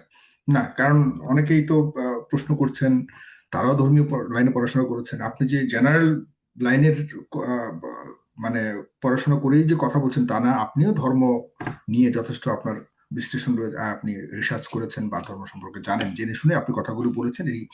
এগুলো একটু জানিয়ে রাখলাম আমাদের দর্শকদের। প্রিয় দর্শক, আপনাদের কে আর নতুন কোনো প্রশ্ন না নিয়ে আপনাদের কাছ থেকে এখানে শেষ করছি। সাবিকুন নাহার, আপনাকে অনেক অনেক ধন্যবাদ। আপনার পাশেই থাকবো বলে সেই তখন বলেছিলাম। আজকে জি, কোনো না কোনো উপায়ে শুক্রিয়া। আপনার পাশে থাকার একটা সুযোগ হলো। আপনি ভালো থাকুন। আপনি একা নন। যদি আপনি সঠিক পথে থাকেন, অবশ্যই আপনার পাশে আল্লাহ থাকবেন। এটাই হলো বেশ। আহ, আল্লাহর একমাত্র, আল্লাহকে পাওয়ার বা আল্লাহকে অনুভব করবার একমাত্র উপায় হলো যে আপনি যখন বিপদে পড়বেন তখন আল্লাহ আপনার পাশে কোনো না কোনো ভাবে থাকবেন। সুতরাং আল্লাহ, যদি আপনি সঠিক হন, আর যদি আপনি আদনান সাহেবের বিরুদ্ধে আপনি মিথ্যা বলে থাকেন, সেটির জন্য আপনাকে অবশ্যই জবাবদিহিতা করতে হবে, এই কালে এবং পরকালে। এতটুকু আপনার প্রতি আহ, বলে আমি এখানে শেষ করছি। ধন্যবাদ। এবং আদনান সাহেব যদি চান, তিনি এসব কথার উত্তর দিতে পারেন। যদি অনেকে বলছেন কেন আদনান সাহেবকে আনেনি, আদনান সাহেবকে আহ, আমাদের কাছে সাবিকুন নাহারের সাথে কথা হয়েছে, তাকে বলেছে তিনি আসবেন কিনা, তিনি আসতে রাজি হয়েছেন। অন্য কেউ আসতে চাইলে আমরা বিবেচনা করব। এখানেই রাখছি। ধন্যবাদ। আসসালামু আলাইকুম।